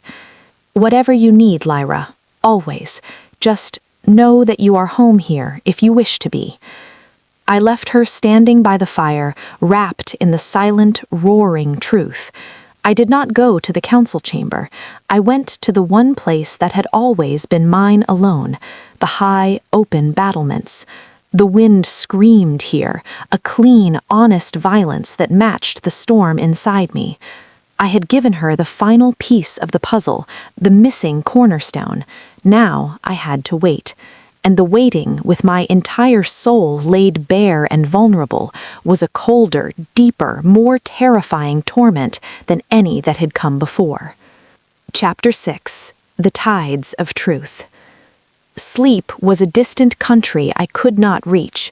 The great hall was a cavern of shadows, the embers in the hearth my only companion. The confession had torn a hole in the world, and through it poured a torrent of dread. Had I saved us, or destroyed the delicate, beautiful thing we'd built? I replayed the shock on her face, the hurt, the confusion. I had meant to shield her, and instead I might have handed her the final, perfect reason to flee, a bond she never asked for, a destiny she didn't choose. A sound, faint as a moth's wing against glass, pulled me from my torment. Not from our chambers above, but from deeper in the keep, the soft, certain click of a door closing. My Lycan hearing, always sharp, focused with painful intensity, light, hesitant footsteps moving away down the east corridor, toward the library. A strange, cold calm settled over me. She wasn't packing, she wasn't fleeing to the stables to saddle Mist and ride into the night. She was seeking answers, solace in the only place she'd ever felt a semblance of control, of order, among the silent, wise company of books. I rose, a shadow detaching from a greater dark, and followed, not to intrude, but to stand guard, to ensure her solitude was truly safe. I didn't enter. I stood outside the library's great oak door, which stood ajar. A single candle's golden glow spilled onto the cold stone floor, a tiny pool of light in the darkness. From within came the soft, frantic rustle of parchment, the heavy, solid thud of a tome being closed, the whisper of another being pulled from its shelf, the sounds of a desperate search. I leaned against the cold stone wall, closing my eyes, listening, not with intrusion, but as a sentinel. What was she searching for? Proof I was lying? Proof I was a madman clinging to a myth? Proof that the terrifying, wonderful thing I described was real? Her voice, a bare, murmured thread to herself, drifted out. It was the most beautiful, heartbreaking sound I had ever heard. The bond of fates, a Lycan theological history. No, that's doctrine, not experience. Annals of the Alpha Kings, Volume 3. A pause, the sound of a page turning, then a soft, frustrated sigh. Nothing, just wars and treaties and lists of the dead. Another book thumped open on a wooden table. Silence. Then a sharp, indrawn breath that echoed in the quiet. Her voice now a tremulous whisper, reading aloud. The recognition is instantaneous for the Lycan soul, a seismic alignment of spirit, described in first-hand accounts as both a homecoming and a cataclysm. For the human partner, the awareness often dawns slower, a tide coming in, manifesting as a profound sense of familiarity, an instinctive trust that defies reason, and a physical warmth in the other's presence that is unrelated to external temperature. She stopped reading. The silence in the library was absolute, pregnant with revelation. I heard a soft sob, quickly stifled, then the whisper again, filled with a dawning, awestruck horror. The garden, the warmth when I touched him, it was real. It's all real. More rustling pages, faster now. Her voice gained strength, reading with a hungry urgency. The bond, once acknowledged by both parties, creates an empathic resonance, a sharing of profound emotion, not thoughts. It is not a tether of control, but a bridge of pure feeling. It cannot be forced, nor can it be falsely claimed. The book snapped shut with a definitive sound. For a long time, there was no sound but the flicker of the candle and the rapid, shallow rhythm of her breathing. My own heart hammered in a synchronous, painful rhythm. Then, footsteps, not fleeing, but pacing, slow, measured steps on the old woven rug, back and forth, a prisoner walking the confines of a cell made not of stone, but of an inescapable, magnificent truth. "You didn't tell me," she murmured, not to the books, but to the night, to herself. It was a question, not an accusation. "You were afraid of this, of me being overwhelmed, of me not believing." A bitter, soft laugh that held no humor. "You were right." The pacing stopped. I could picture her, standing in the island of candlelight, surrounded by the silent witnesses of history and myth, holding the weight of a legend in her small hands. Her voice, when it came again, was so quiet I had to strain to hear. It was raw, stripped bare of all pretense. "He knelt. He said he would let me go, even now, knowing what I am to him. He said my choice was sacred." A long, shaky exhale, the sound of a weight being lifted. All this time, he wasn't the monster in the story. The monster was my own fear, and he was just a man, a good man, waiting for me to see him, truly see him. The words were an absolution. They fell upon my soul like a blessing of rain on parched earth. My eyes burned.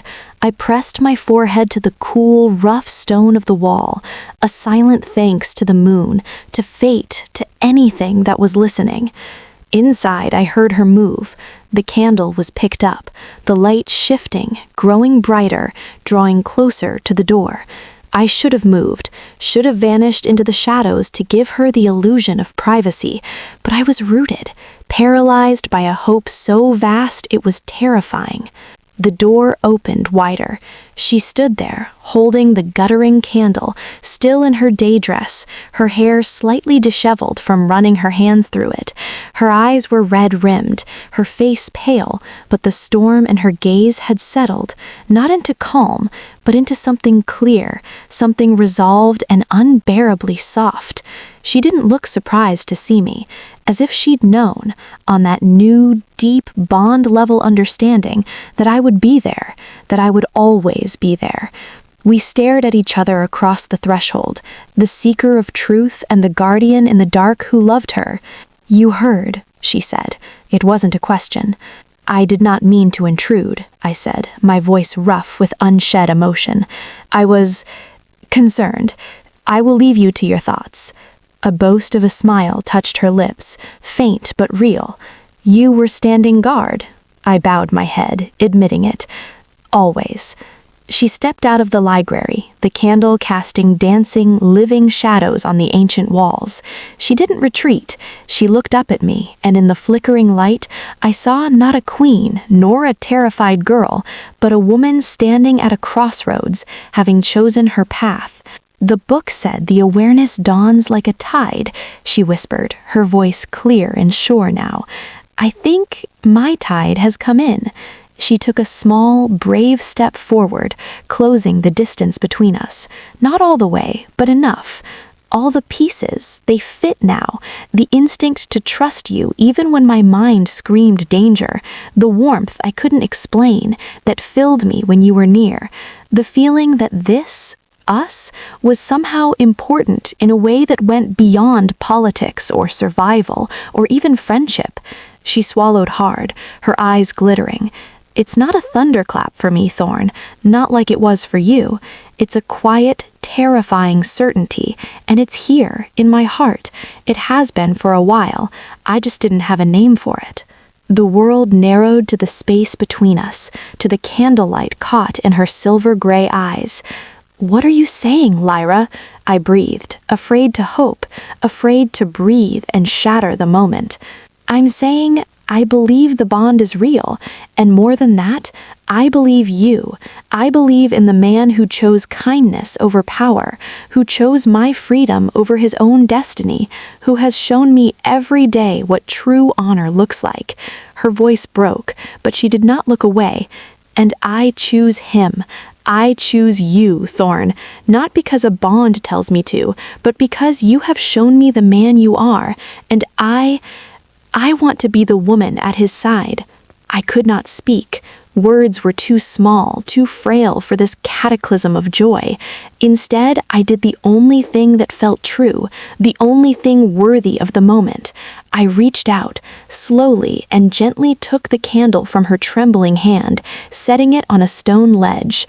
My hands, now free, hovered in the air between us. A final, silent question. She answered it.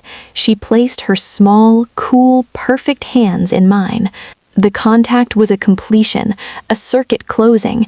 The empathetic resonance the book described flared to life between us, not as a foreign magic, but as a sudden, crystal-clear channel of pure feeling.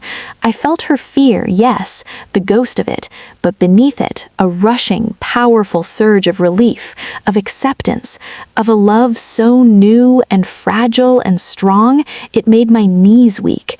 And flowing back to her, along that golden thread, I poured everything I felt, the awe, the devotion, the endless grateful wonder, the fierce protective joy. "I choose you, Thorn," she said, the words a solemn vow in the dark ancient corridor. "Not because I have to, because I want to, because I see you." I could not speak. Words were too small, too frail for this cataclysm of joy. Instead, I did the only thing that felt true, the only thing worthy of the moment. I reached out, slowly and gently took the candle from her trembling hand, setting it on a stone ledge. My hands, now free, hovered in the air between us. A final, silent question. She answered it. She placed her small, cool, perfect hands in mine. The contact was a completion, a circuit closing. The empathetic resonance the book described flared to life between us, not as a foreign magic, but as a sudden, crystal-clear channel of pure feeling. I felt her fear, yes, the ghost of it, but beneath it, a rushing, powerful surge of relief, of acceptance, of a love so new and fragile and strong, it made my knees weak. And flowing back to her, along that golden thread, I poured everything I felt, the awe, the devotion, the endless grateful wonder, the fierce protective joy. "I choose you, Thorn," she said, the words a solemn vow in the dark ancient corridor. "Not because I have to, because I want to, because I see you." Peace, we learned in the days that followed, is not a fortress to be defended, but a garden to be tended, and gardens, no matter how carefully cultivated, attract serpents. The change in Lyra was visible to all, the new, quiet confidence in her step, the easy, natural way her hand now rested in the crook of my arm when we walked, the soft, private smiles she reserved for me that sometimes escaped in public, lighting up her whole face. The court saw a queen coming into her power, her grace now underpinned by a visible, unshakable bond with her king. My cousin Corvin saw only a threat. He began with honey, not with vinegar, a far more dangerous tactic. He sought her out in the library, in the gardens, with flattering words and calculated charm, offering to be her guide to the complex and often brutal politics of the North, a world he implied I was too blunt, too Lycan to help her navigate. He brought her small, thoughtful gifts, a rare Viridian poetry book, a box of southern citrus fruits in the dead of winter. He was always there, a shadow in fine wool, with a sly compliment or a piece of gossip framed as brotherly concern. "He is trying to isolate you," I warned her one evening, frustration and a cold, protective fury simmering in my gut. We were in our chambers, the fire blazing, to make you dependent on his counsel, to sow subtle doubt about my intentions, to create a wedge. Lyra's brows drew together, not in anger at me, but in thought. He is merely attentive. Perhaps he seeks to make amends for his harsh words. He is your family. "My love," I said, taking her hands, pleading for her to understand the predator's mind. "Wolves like Corvin do not make amends, they change tactics. He sees your influence with me, he feels it like a shift in the wind, he fears it. He will seek to control that influence or break it. Please be wary." I saw the conflict in her eyes. The part of her that had been so alone and afraid upon arrival wanted to believe in the offered friendship, the kinship. The part of her that was learning to trust her own formidable judgment heard my warning and filed it away, her gaze turning thoughtful. The crisis came at the autumn feast, a celebration of the harvest before the deep winter closed in. The great hall was a riot of noise and color, alive with music and laughter, the tables groaning under the bounty of the hunt and the last of the autumn harvest. Lyra, radiant in a gown of deep emerald velvet that echoed the pine forests, sat at my right hand, engaging in a lively, intelligent debate with an elderly historian about the origins of mountain dialects. I watched her, my heart so full I thought it might burst, a faint, undeniable smile on my lips I did not try to suppress. Corvin approached through the throng, holding two ornate silver-chased goblets. He bowed, the picture of courtly grace. "A toast," he announced, his voice carrying over the din. The musicians, sensing a royal moment, quieted. "To our beloved queen, whose light and grace have softened even our hardest northern winters. May her wisdom continue to bless this kingdom and guide its king." He held out one goblet to Lyra, his eyes gleaming in the torchlight. It was a public gesture she could not refuse without causing grave offense. A queen rejecting a toast from the king's own cousin? The court held its breath. She took the cup with a polite, regal smile, raising it. The hall fell expectantly silent. But my senses, sharper than any human's, caught what others missed, a faint, cloying scent alien and wrong, emanating from her cup. Not the rich, oaky aroma of the fine wine, but something herbal, bitter beneath the fruit. Wolfsbane. Not a lethal dose to a lichen, but for a human, confusion, fever, a weakening of the will, a tool for a manipulator. Rage, cold and absolute, iced my veins. But this was a public stage, watched by hundreds. To accuse him without proof would look like the paranoid rage of a possessive beast playing right into his hands. To knock the cup from her hand would humiliate her, make her look like a child being protected. As Corvin raised his own cup, as Lyra brought hers to her lips, time slowed to a crawl. My mind raced, a general on a battlefield suddenly ambushed. I could not let her drink it. With a calm I did not feel, a kingly mask sliding into place, I leaned toward her as if to share a private, loving jest. My hand, seemingly casual, came up to gently cup the back of hers, guiding the goblet. "My dear," I said, my voice a low, intimate rumble meant just for her and Corvin's sharp ears, "you must try the mulled cider. The cook used honey from your favorite high meadow hive, just for you." With the slightest imperceptible pressure, I tilted the cup away from her lips, the wine merely wetting them. At the exact same time, with my other hand hidden by the table, I gave a sharp, subtle flick of my wrist.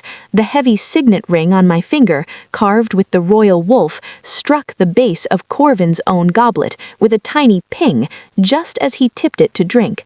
The timing was perfect.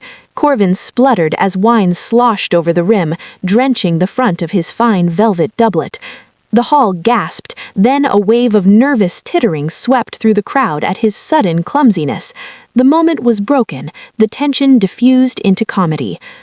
"Clumsy of me, cousin," I said aloud, my voice ringing with false sympathy as I deftly took the tainted goblet fully from Lyra's hand and set it firmly aside, replacing it with a fresh, steaming cup of spiced cider.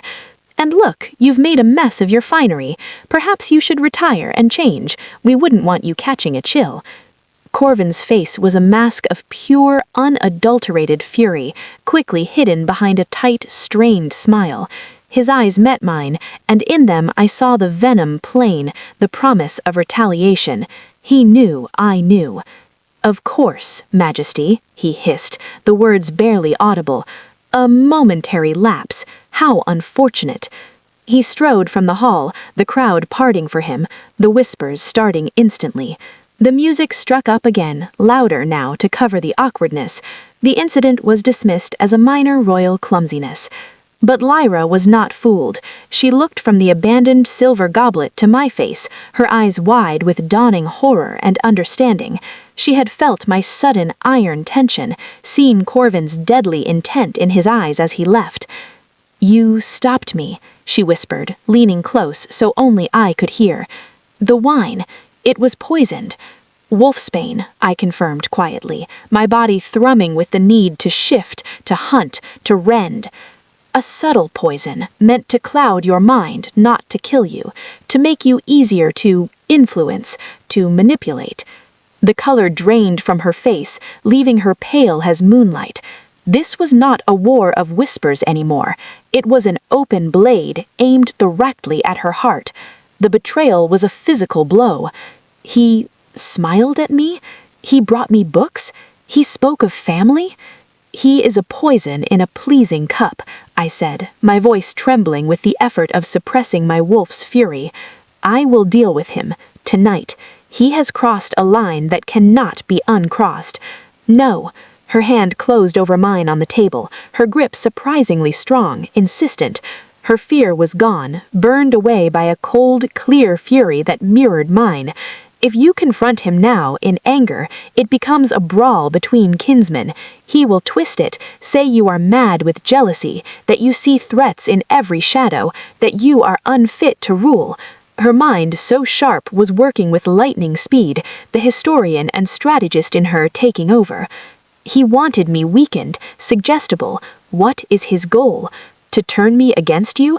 To use me as a puppet to gain power? To control the king through the queen?" The pieces clicked into place with terrifying clarity. To control the queen is to control the king's ear, his heart, his decisions, I realized, ice flooding my gut. And if he could not control you, he would discredit you or remove you entirely. We sat amidst the feasting, surrounded by forced laughter and music, trapped in a silent, deadly conspiracy of our own. The attack had not driven us apart, it had forged us together in steel in a shared burning resolve. I will not be his weapon, Lyra vowed, her stormy eyes like chips of flint, her voice low and fierce. And I will not have you risk your honor, your standing by killing him in the dark like a common assassin. We must be smarter, we must be cunning, we must catch the serpent by its tail, in the open, where all can see its venom for what it is. She, who had flinched at my shadow, was now plotting cold strategy against a would-be murderer. The transformation, the ferocity in her gentle heart was staggering. Then we lay a trap, I said, the plan forming as I spoke, a cold strategy settling over my rage. But it is dangerous. You would have to be the bait. You would have to pretend to be affected, to be swayed by him. A slow, fierce, terrifyingly beautiful smile touched her lips. It was the smile of a queen who had found her fangs. For our home, for our future, for us. The feast swirled on around us, but we were in our own world, a king and his queen, their hands clasped under the table, united not just by love and a bond, but by a shared, deadly purpose. The war for our peace had just been declared openly, and we would fight it together, not with brute strength alone, but with the cunning and courage of a united front. Chapter 8. The Serpent's Tail. The plan was simple, and its simplicity was its armor. We would give Corvin exactly what his arrogance craved, a queen seemingly shaken by the accident at the feast, vulnerable, emotionally isolated from her king, and drifting into his waiting, poisonous counsel. We would feed his sense of superiority until it blinded him to the snare.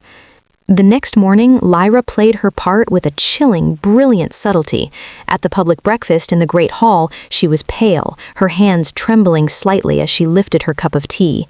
She avoided my gaze, speaking only in monosyllables when addressed directly.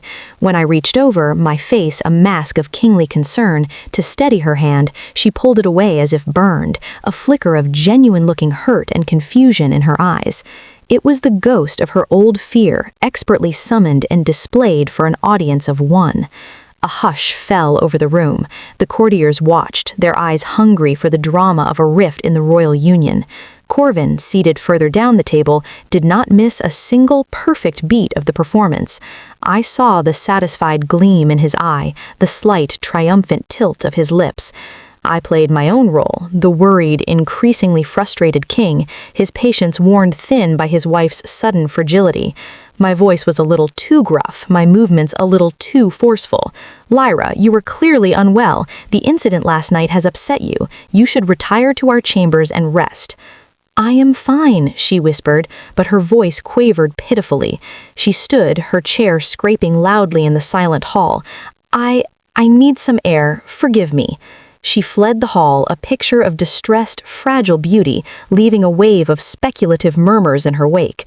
I let a low growl rumble in my chest, a sound of impotent anger, and slammed a fist softly on the table, making the plates and cutlery jump.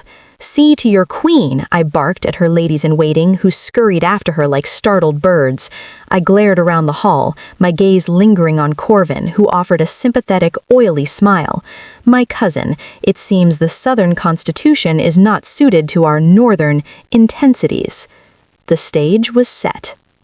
Lyra took to walking the southern battlements every afternoon, alone, wrapped in a heavy gray cloak, staring out at the mountains with a forlorn, lost expression.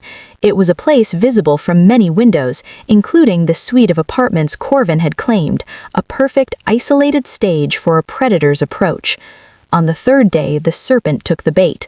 I watched, hidden in the deep shadows of a guard tower arrow slit, my every muscle coiled like a spring, my Lycan hearing stretched to its limit. Lyra stood at the parapet, the wind teasing strands of dark hair from her hood, her profile etched with melancholy. Corvin approached, his steps smooth and confident on the stone. "Your Grace," he said, his voice a model of concerned gentleness. "You look troubled. The northern winds are too harsh for a Viridian rose. They can chill the soul as well as the skin." She turned, allowing him to see the sheen of unshed tears in her eyes. Masterfully done. "Lord Corvin," she said, her voice small, tired, "I do not know what is happening. My thoughts are clouded. I feel a cold distance from my husband. It is as if a fog has settled between us and I cannot find my way through." Perfect, I thought, my blood running cold, even as I admired her skill, her courage. Corvin moved closer, oozing false brotherly sympathy. The strain of a bond that does not fit, the pressure of a court that does not understand you, can weaken the spirit, cloud judgment. My family has an ancient recipe, a tonic of rare herbs from the Southern Isles. It brings mental clarity, peace. It would help you think for yourself, to see your path clearly without the fog of foreign magic. He produced a small crystalline vial filled with a pale, sinister green liquid. A stronger dose of wolfsbane. Not to confuse, but to sever, to chemically mimic the rejection of a bond, to induce a deep, despondent melancholy, a detachment from me, a poison to make a queen renounce her king, to declare the bond a sickness, to seek protection in the arms of a cunning cousin, a poison to make her his. Lyra stared at the vial, her face a mask of terrified fascination. And if I took it, the fog would lift? I would know my own mind again? I could be free of this feeling? Completely, Corvin promised, his voice silken, persuasive. You would be free to make your own choices, to choose your own path, whatever and whomever that may lead you to. It was all I could do not to explode from the shadows and tear his throat out, but I held a statue of silent, furious ice. Lyra's hand trembled as she reached for the vial. Then she hesitated. She looked up at Corvin, and the vulnerability in her eyes hardened, crystallized into something else, something sharp, clear, and deadly. "My own choices," she repeated slowly, each word dropping like a stone, "such as choosing to expose a traitor who tries to poison his queen." Corvin's smile froze, his eyes widened a fraction, the first crack in his confident facade. Lyra's voice lost all its tremor. It rang out, cold and clear as a bell on the wind-swept battlements. Wolfsbane. A poison that clouds the human mind and weakens the Lycan spirit. You offered it to me in a cup at the feast, and now you offer it again in your hand. To free me, or to make me a puppet for your ambition, cousin? He recoiled as if physically struck. You dare! This is a slander, a misunderstanding. I offer a healing draught, you foolish girl. A draught you will now drink yourself to prove its healing properties, I said, stepping from the shadows. My presence was a physical shock in the confined space. Corvin whirled, his face draining of all color, leaving him gray as the stone. He saw not just his king, but the 4 elite pack sentinels who emerged behind me from other alcoves, their expressions grim and unforgiving. He saw the court historian, an impartial, respected elder, step from the other side of the tower, a parchment and quill in hand, his face stern with recorded truth. The trap was sprung in full, unforgiving daylight with unimpeachable witnesses. It is a simple test of your remedy, I said, my voice deadly quiet, the calm before the avalanche. I took the vial from Lyra's now steady hand. You drink it. If it is harmless, as you claim, you will suffer no ill. Your name will be cleared. If it is poison, well, justice will be served by your own hand, a fitting end for a poisoner. Corvin looked from the vial to my implacable face, to the impassive armed guards, his arrogance shattered, leaving raw, desperate panic. You cannot. I am your blood, your own flesh. This is a slander, a misunderstanding. I offer a healing draught, you foolish girl." "He is your queen," I snarled, the wolf surfacing in my eyes, in the growl that underpinned my words. "And you tried to dim her light. You sought to break the most sacred bond our people know. You sought to poison not just her body, but our union, this kingdom's future. You are not my blood. You are a disease in my house, and today we cut it out." I held out the vial. "Drink, or be held down and have it poured down your throat. The choice is yours." He was cornered, wild-eyed, a rat in a trap of his own making. With a strangled cry of pure rage and terror, he didn't take the vial. He slapped it from my hand. It flew through the air and shattered on the hard stone battlement, the green liquid hissing faintly as it spilled, a small, toxic puddle on the gray rock, an admission of guilt as clear as any shouted confession. "Take him," I said, the words final. The sentinels moved as one. Corvin fought, but he was outnumbered, outmatched, and his courtly skills were no match for warriors. As they dragged him away, he screamed over his shoulder, not at me, but at Lyra, his voice a venomous, broken shriek.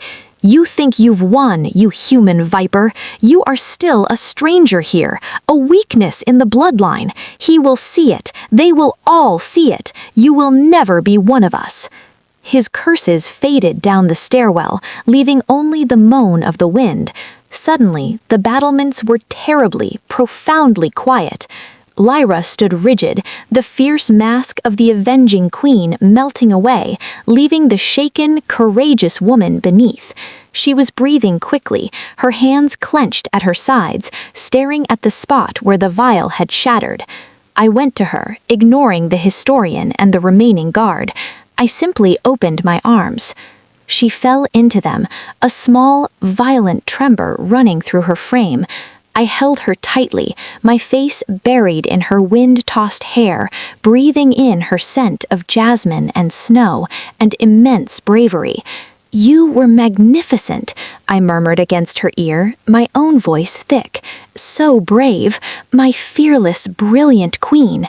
"She called me a viper," she whispered against my chest. "A weakness." I pulled back, cupping her face, making her look at me, wiping a stray tear with my thumb. "You are the strength that flushed the poison from our walls. You are the clarity that saw through his silken lies. You are not a weakness, Lyra. You are the steel in my spine. You are the heart of this kingdom, and everyone who matters will now see it." Below us, in the courtyards and at the narrow windows, faces had gathered, drawn by the commotion. They had seen the queen walk the battlements. They had seen the confrontation. They had heard her cold, precise accusation.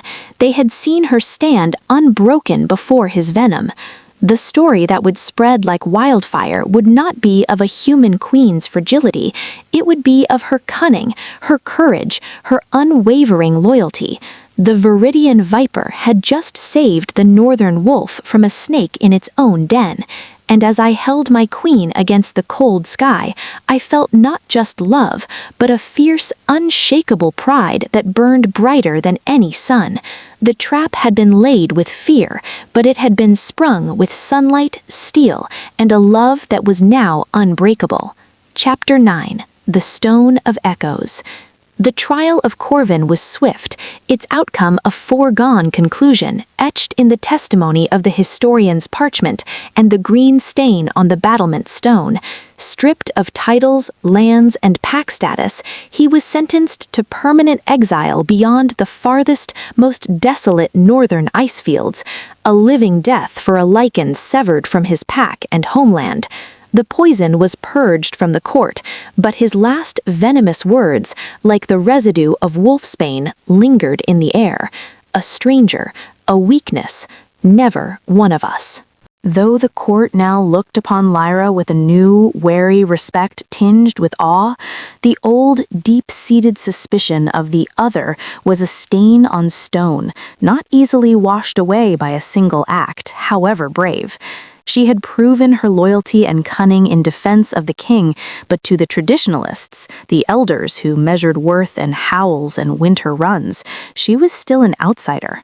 A human queen who could not perform the most sacred public rite of a Lycan sovereign, the joint howl at the great moon ceremony. The ceremony was the pinnacle of the autumn celebrations, the night when the pack's spirit was strongest. At the Stone of Echoes, a monolithic altar in the high valley where sound carried for miles, the Alpha King and his mate would stand before the entire assembled pack and together offer a howl to the heavens, a unified prayer for prosperity, a declaration of their strength as the heart of the pack. It was spiritual communion, the bond made audible, a requirement of the crown. No human had ever participated, nor could they. A human throat could not make the sound. As the moon swelled toward fullness, so did the palpable tension in the keep. Lyra felt it. She threw herself into her duties with serene determination, but I saw the shadow return to her eyes, the way her hand would drift unconsciously to her throat when she thought I wasn't looking. The unspoken, painful question hung between us like a blade. What would happen when the pack gathered and their queen, their heart, stood silent before them? The night before the ceremony, she finally broke. We were in our chambers, the fire crackling defensively against the autumn chill. She stood before the window, the silver light of the nearly full moon etching her profile in sorrow and resolve. "I will stand beside you," she said, her voice tight, controlled. "I will wear the ceremonial furs, I will smile, I will hold my head high, but I cannot give them the howl. I will be a silent queen on the one night her voice must be heard above all others. They will see me as a break in the sacred circle, an empty space where the pack's song should be, a flaw in the union." I went to her, turning her gently to face me. "Your strength does not reside in your lungs, my love. It resides here." I placed my hand over her heart, feeling its strong, steady beat. "And here," I touched her temple. "They have seen that strength. They will see it again." "It's not the same," she whispered, a tear escaping despite her fierce control. "This is your world, your sacred language, and I am mute within it. I will be a painting of a queen, not a living part of the pack. Corvin's ghost will laugh." An idea, both terrifying and perfect, bloomed in my mind. It was a risk that could crumble everything we'd built. It could fail utterly and make her an object of pity. But to do nothing was to let the last of Corvin's poison win, to admit that the bond we shared was incomplete. I would not allow that. "Trust me," I said, wiping her tear away, "just as you did on the battlements. Can you do that?" She searched my face, saw the absolute, unwavering faith there, and nodded, a fragile, determined hope kindling in her stormy eyes.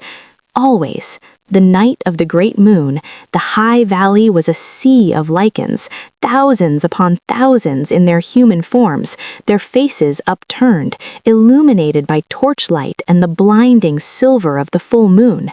The air thrummed with a primal anticipation, a collective energy that vibrated in my own blood.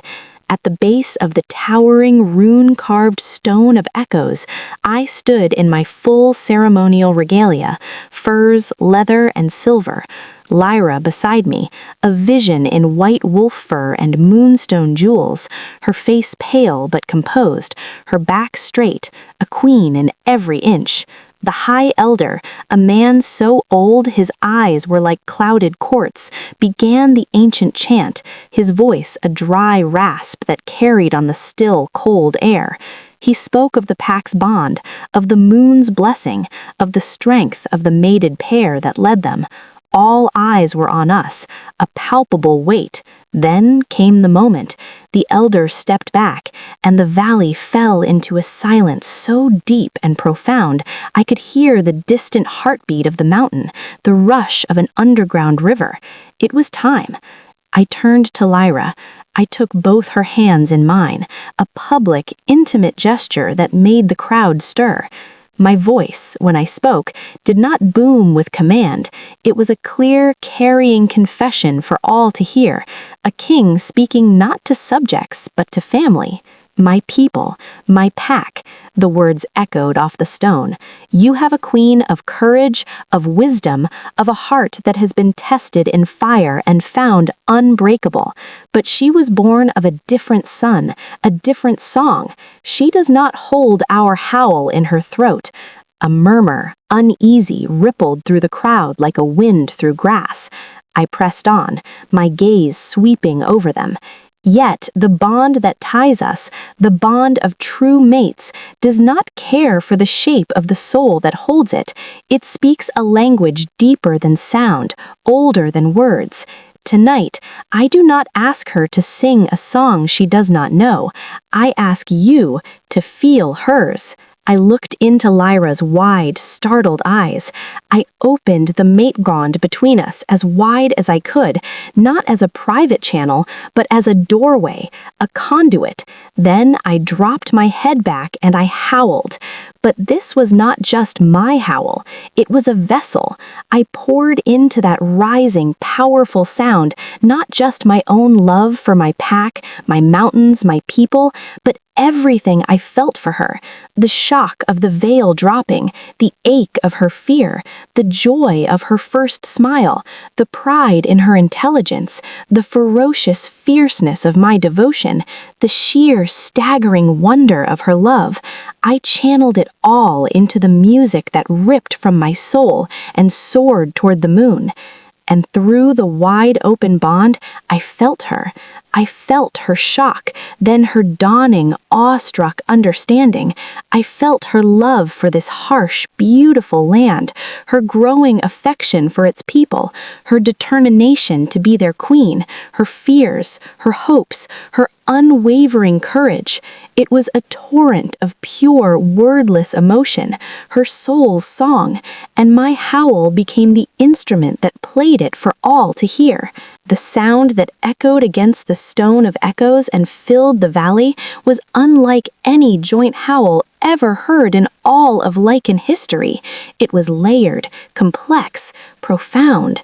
The primal, earth-shaking power of the Alpha King, woven through with treads of human tenderness, fierce resolve, gentle wisdom, and a love as vast and deep as the starry sky above. It was a duet sung by a single unified voice. The pack felt it. They were Lycans. Emotion, pack bond was their medium, their truth. As my howl, carrying Lyra's essence, echoed and reverberated, they didn't just hear it. They felt the truth in it. They felt her presence within the king's song. They felt the union not as a political fact, but as a spiritual, emotional reality more powerful than any mere sound. As the last shimmering, resonant note faded into the silence of the mountains, the quiet that returned was different. It was awed, humbled, full. Then from the front of the crowd, Gunnar, the old scarred warrior who had questioned her first, went down on one knee. Not to me, to her.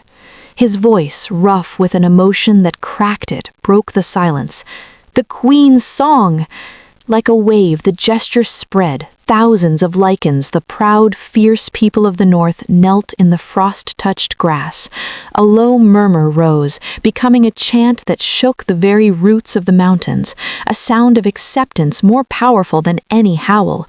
The Queen's song! The Queen's song! The Queen's song!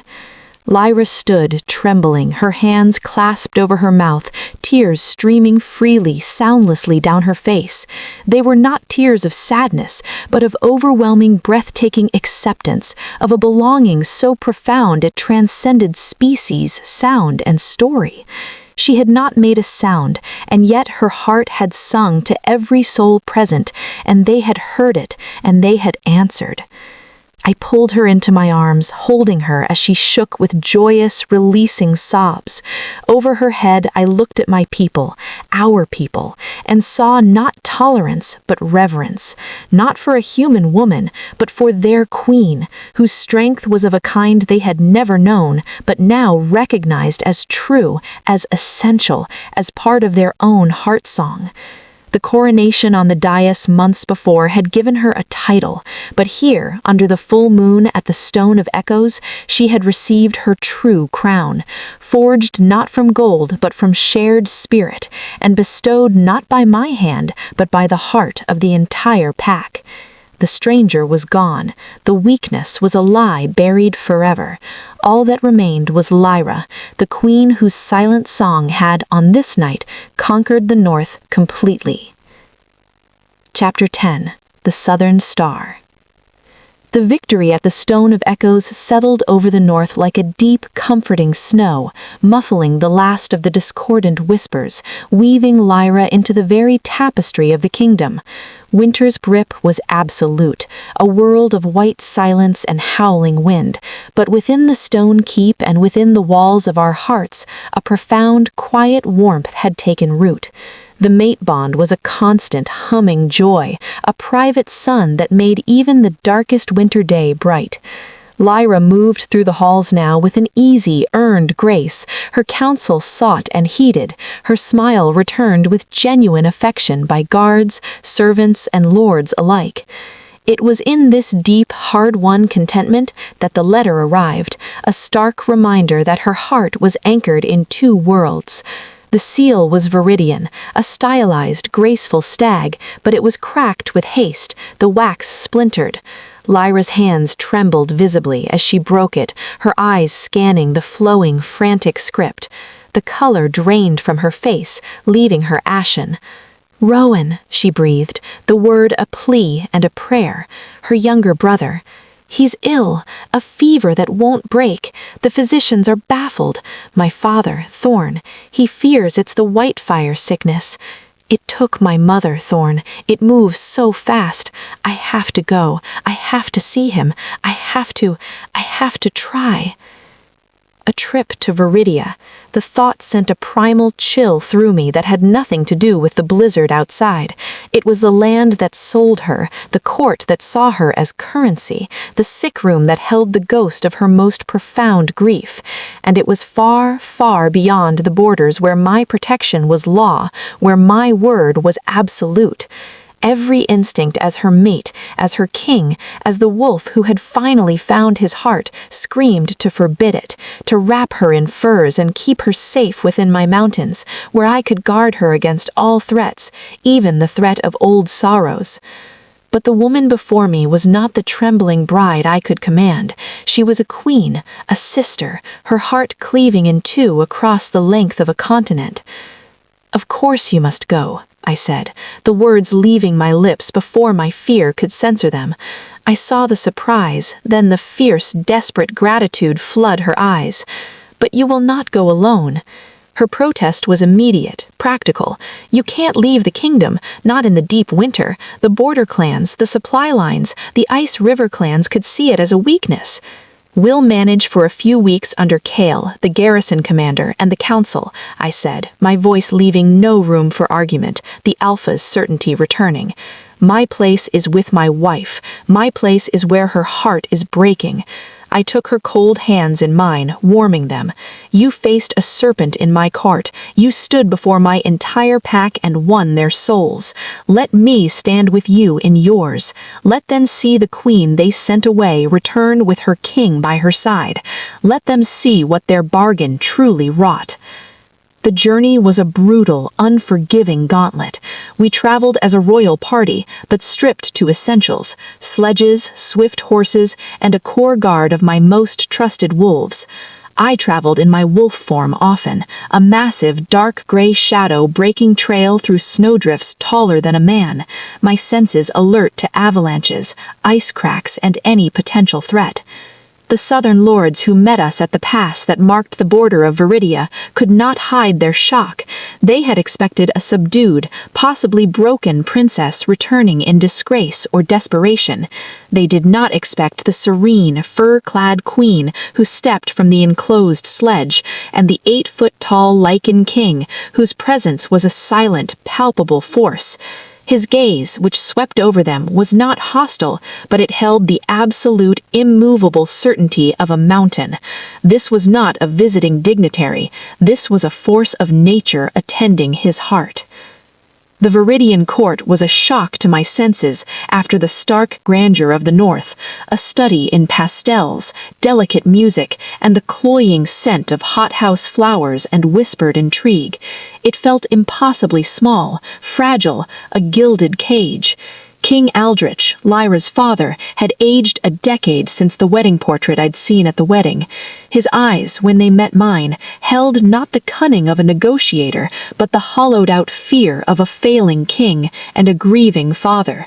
He bowed, deep and formally respectful to me, but when he turned to Lyra, his composure shattered. "Lyra, my child, he asks for you. He calls your name in his fever." We went straight to the royal sick room, bypassing all ceremony. The air was thick and stale, heavy with the cloying scent of desperate medicinal herbs and the sweet, terrible smell of fear. Rowan, a boy on the cusp of manhood, with Lyra's dark hair and a dusting of freckles, lay burning up on a sweat-soaked bed, his breathing a ragged, shallow thing. The distinctive silvery white mottling of white fire traced its way up his arms. Lyra gasped, clapping a hand over her mouth. All her queenly composure vanished. She was just a terrified sister. She rushed to the bedside, taking his fevered hand, whispering his name, her voice breaking. I stood back, an outsider in this intimate tragedy, a giant in a room of delicate, breaking things. But my senses, so much sharper than any human's, parsed the room. The fever's specific, acrid tang, the scent of the sickness, it sparked a memory, not from human medicine, but from the deep, secret lore of the northern Lycan healers. There was a root, frostbane, that grew only on north-facing cliffs after a particularly hard freeze. In our lore, it was a last resort remedy for a similar wasting fever in pups, a fever brought on not always by contagion, but sometimes by a profound weakness of the spirit, a grief of the soul after a deep loss. Lyra had lost her mother to this. Rowan had lost his mother and then, in a way, his sister to a political marriage. His spirit, young and sensitive, was grieving itself to death. I moved to the window, ignoring the scandalized gasp of a physician, and opened it a fraction. The cold, clean winter air rushed in, battling the sick-room stench. I turned to King Aldrich, who was watching me with desperate, hopeless eyes. "Your physicians are fighting the fever in his blood," I said, my low voice cutting through the room's stifling misery. "They are losing because they are fighting the wrong battle. We must fight the grief in his spirit." I explained, as simply as I could, about frostbane, about the northern belief in spirit sickness. Aldrich listened, skepticism warring with naked, clawing hope. A Lycan remedy for a human boy. It could kill him. It could be poison. "Without it, he will certainly die," I said, not unkindly, but with the stark, honest finality of a man who has seen death in many forms. I looked at Lyra. She was staring at me, her face streaked with tears, her hand gripping her brother. In the bond, I felt her turmoil, her desperate hope warring with terror, her absolute faith in me battling her fear for her brother. "Trust me," I whispered to her, across the room filled with death scent. She held my gaze for a long, agonizing moment, seeing the certainty, the knowledge in my eyes. Then she turned to her father, her voice shaking but clear. "Do it. Send for the route, the fastest rider, now. We have nothing left to lose." It took 2 agonizing days for a rider to return from the northern slopes of my kingdom, where a bird had been sent ahead. 2 days where Lyra never left Rowan's side, singing the old Viridian lullabies their mother used to sing, telling him stories of the northern lights and mist, the gentle mare of a king who was not a beast. I stayed with her, a silent, solid bulwark against the courtier's despair and the physician's helpless frowns, using my presence to keep the oppressive atmosphere at bay. When the precious gnarled root arrived, I prepared the tincture myself, using the precise knowledge passed down from our healers. It was administered drop by careful, agonizing drop. For hours, nothing changed. The room was a tomb of waiting. Then, as the deepest part of the night fell, Rowan's thrashing stilled. His breathing deepened, lost its ragged edge. The terrifying waxy pallor of his skin began to soften, a faint flush of true life returning to his cheeks. The fever broke in a drenching, healing sweat just before dawn. He woke, weak and confused, his eyes bleary. They found Lyra. "Elle, you came back," he croaked, using her childhood nickname. She burst into fresh tears, this time of sheer, staggering relief, and gathered him into a careful, gentle hug. Over his shoulder, her eyes found mine, and the love, gratitude, and awe that shone in them was a light that could have melted the entire winter, a warmth that seeped into the coldest parts of my soul. In the days that followed, as Rowan gained strength with each passing hour, a different kind of healing took place in the Viridian court. They saw their queen, now a queen of unshakable grace and fierce love, command not through fear, but through a presence that had been tempered in the north. They saw that king, the legendary beast, sitting patiently by a sick boy's bed, speaking to him in a low rumble of wolves and mountains and stars, his huge, scarred hand gently adjusting the boy's blanket. They saw a union not of politics, but of profound, silent partnership. On the day we prepared to leave, King Aldrich sought me out alone in the winter-bleached gardens. He looked older, weary, but the hollow fear was gone, replaced by a weathered gratitude. "I sold my daughter to save my kingdom from famine," he said, his voice raw with a shame he would carry forever. "I thought I was sending her into darkness, into the clutches of a monster. I see now, I sent her into the arms of her salvation. And you brought her back to me to save my son." His eyes, so like Lyra's, glistened. "You have my gratitude, King Thorn, and you have Viridia's loyalty, not as a vassal state, but as kin by heart. Treat her as the treasure she is. She is all the light left in this old man's world. She is my treasure, my heart, and my queen, every moment until the stars themselves grow cold and fall from the sky." We returned to the north as the first tentative thaw began, a trickle of water singing a promise beneath the ice. Lyra slept in the sleigh for much of the journey, exhausted but peaceful, her head resting against my shoulder. Rowan was recovering. The southern star of her past had not been a place of final loss, but a place she had returned to with her new strength, our strength, and healed. She had gone back a queen and saved her kingdom in a way no treaty ever could. The north welcomed us home with a chorus of howls that shook the lingering snow from the pines, a sound of pure pack joy. We were not just king and queen returning, we were a single, unbreakable force, tested by poison, blessed by a pack, proven in fire and ice and healing across 2 kingdoms. The arranged marriage was a distant, fading dream. The reality was this, a love story, not written in treaties, but in trust, forged in trials, whispered in libraries, howled to the moon, and sealed in a silent sick room. And it was only just beginning. Chapter 11. The First Green Shoot. Spring in the north did not arrive gently. It came as a conquering hero, breaking the iron grip of winter with torrents of meltwater that roared down the mountainsides and the triumphant, deafening chorus of birds returning to the high crags. And in the royal chambers, held in the cradle of my arms, was a promise more vibrant, more miraculous than any spring. Her name was Alara, named for the first star of the evening, the one that heralds the moon. She was impossibly small, with a downy cap of dark hair like her mother's, and eyes that, the elder healer assured us, would likely settle into the stormy gray of Lyra's, though for now they were the deep, mysterious blue of a twilight sky. She was perfect. She was ours.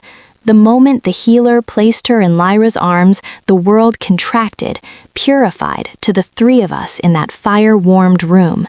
Lyra was exhausted, radiant, her face illuminated with a love so fierce and primal it was terrifying in its beauty. I knelt by the bed, too overwhelmed for words, one finger, larger than the infant's entire hand, stroking her impossibly soft cheek. Her tiny hand curled around my finger with a surprising, fierce grip. "Hello, little one," Lyra whispered, her voice choked with tears of pure, undiluted joy. "We have been waiting for you. Your father has been telling you stories of the mountains for months." The mate bond, that constant humming thread of gold between us, now thrummed with a third, brand-new note of innocent life, woven seamlessly into our own symphony. I felt Lyra's profound contentment, her awe, her slight natural fear, all mirrored and amplified in my own soul, and through the bond a new, faint connection blossomed, a sense of Alara's simple, overwhelming needs, warmth, safety, love. It was a completion I had never dared dream of, a fulfillment so profound it hollowed me out and filled me with light all at once. The news spread through the keep, not with shouts, but with a quiet, reverent joy, like the first green shoots breaking through thawing earth. The Granite King had an heir, a princess, but more than that, the pack had a new cub, a symbol of the future born from a union they now revered as legendary. The presentation to the pack was not held in the formal stone council chamber, but in the same sun-dappled meadow where Lyra had first learned to ride, now dotted with the first brave fire lilies. The entire pack gathered, not as stern lords, but as an extended, eager family. Lyra, leaning on my arm, but glowing with a powerful new maternal grace, carried Alara out before them. A hush fell, deeper and more profound than any I had heard at the Stone of Echoes. Then, from the crowd, old Alara, the elder woman who had first knelt and spoken of the Queen's song, began a soft, ululating croon, a traditional Lycan lullaby, ancient as the mountains themselves, a song of welcome to a new pup. One by one, others joined in, 100, then 1,000 voices layering the gentle, wordless song, welcoming the new life into the sacred circle of the pack. It was an honor rarely given, a sound of pure communal love and acceptance. Lyra looked out at them, tears streaming down her smiling face, and I knew she heard not just a song, but an embrace for her daughter, for herself, for our family. Alara, in her arms, simply slept, swaddled in the sound of her people's love. Later, when the quiet celebrations had settled into a contented hum throughout the keep, we stole a moment alone in our chambers. Alara slept in her carved cradle of ashwood near the fire. Lyra stood at the window, watching the sunset paint the peaks in rose and molten gold. I came to stand behind her, wrapping my arms around her, my chin resting on her head, my hands splayed over the gentle curve of her waist. "Do you remember," I murmured into her hair, "the first sunset you saw from this window? You told me it looked like a world on fire, and you weren't sure if it was beautiful or terrifying." She leaned back into me, a soft, tired, happy laugh escaping her. "I was so afraid of everything, especially of you." "And now?" I asked, though I could feel the answer singing through the bond, brighter than any star. She turned in my arms, looping her hands behind my neck, her stormy eyes clear and deep and full of a peace I had fought a war to win.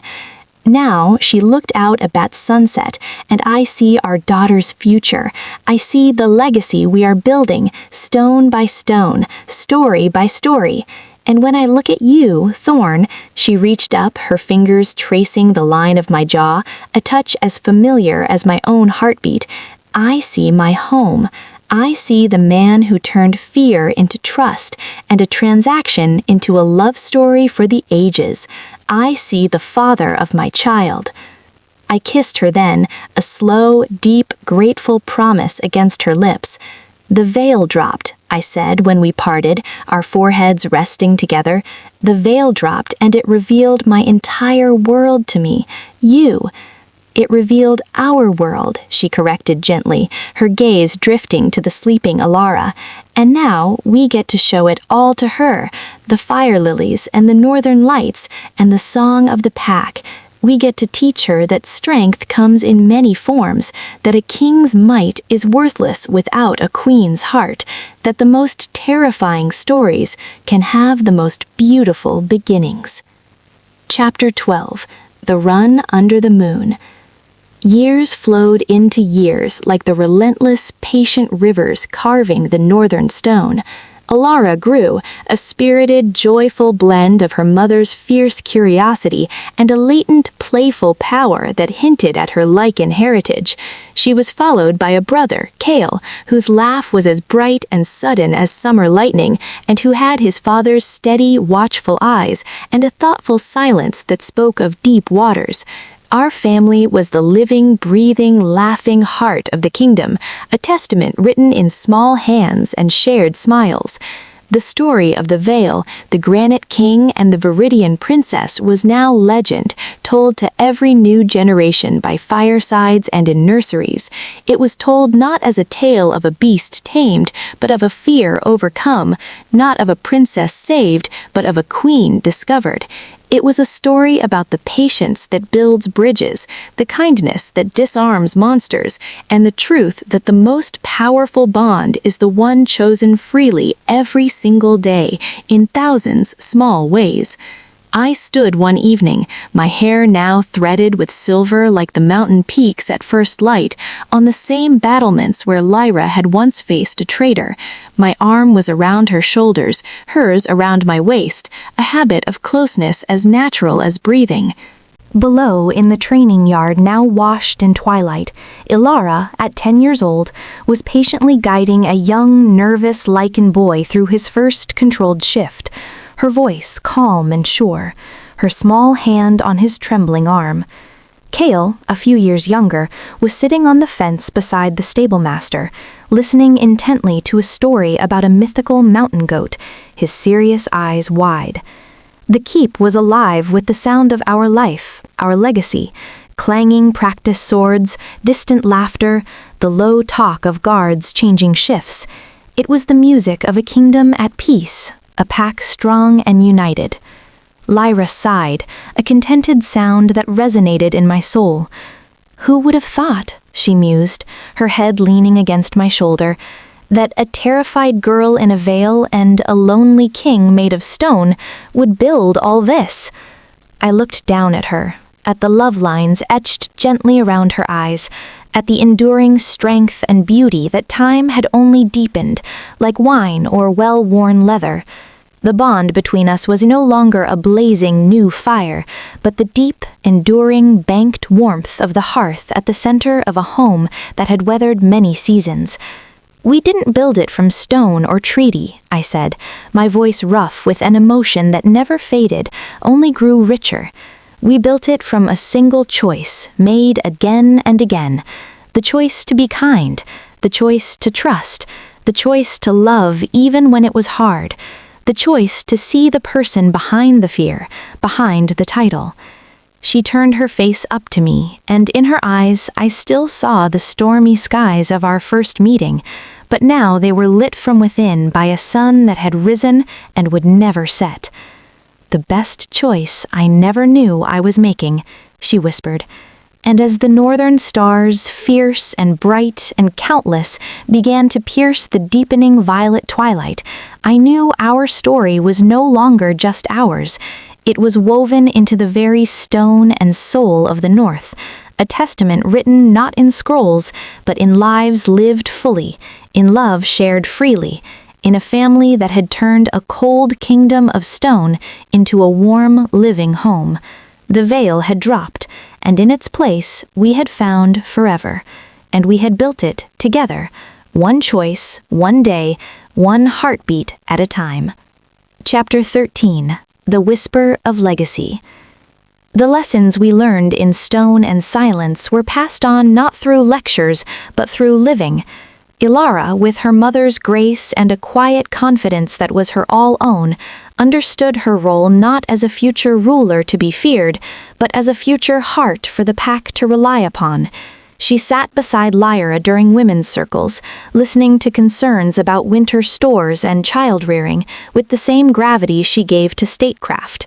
She had her father's patience with the young ones, often found in the kennels or the stables, a small, calm presence among the bustle.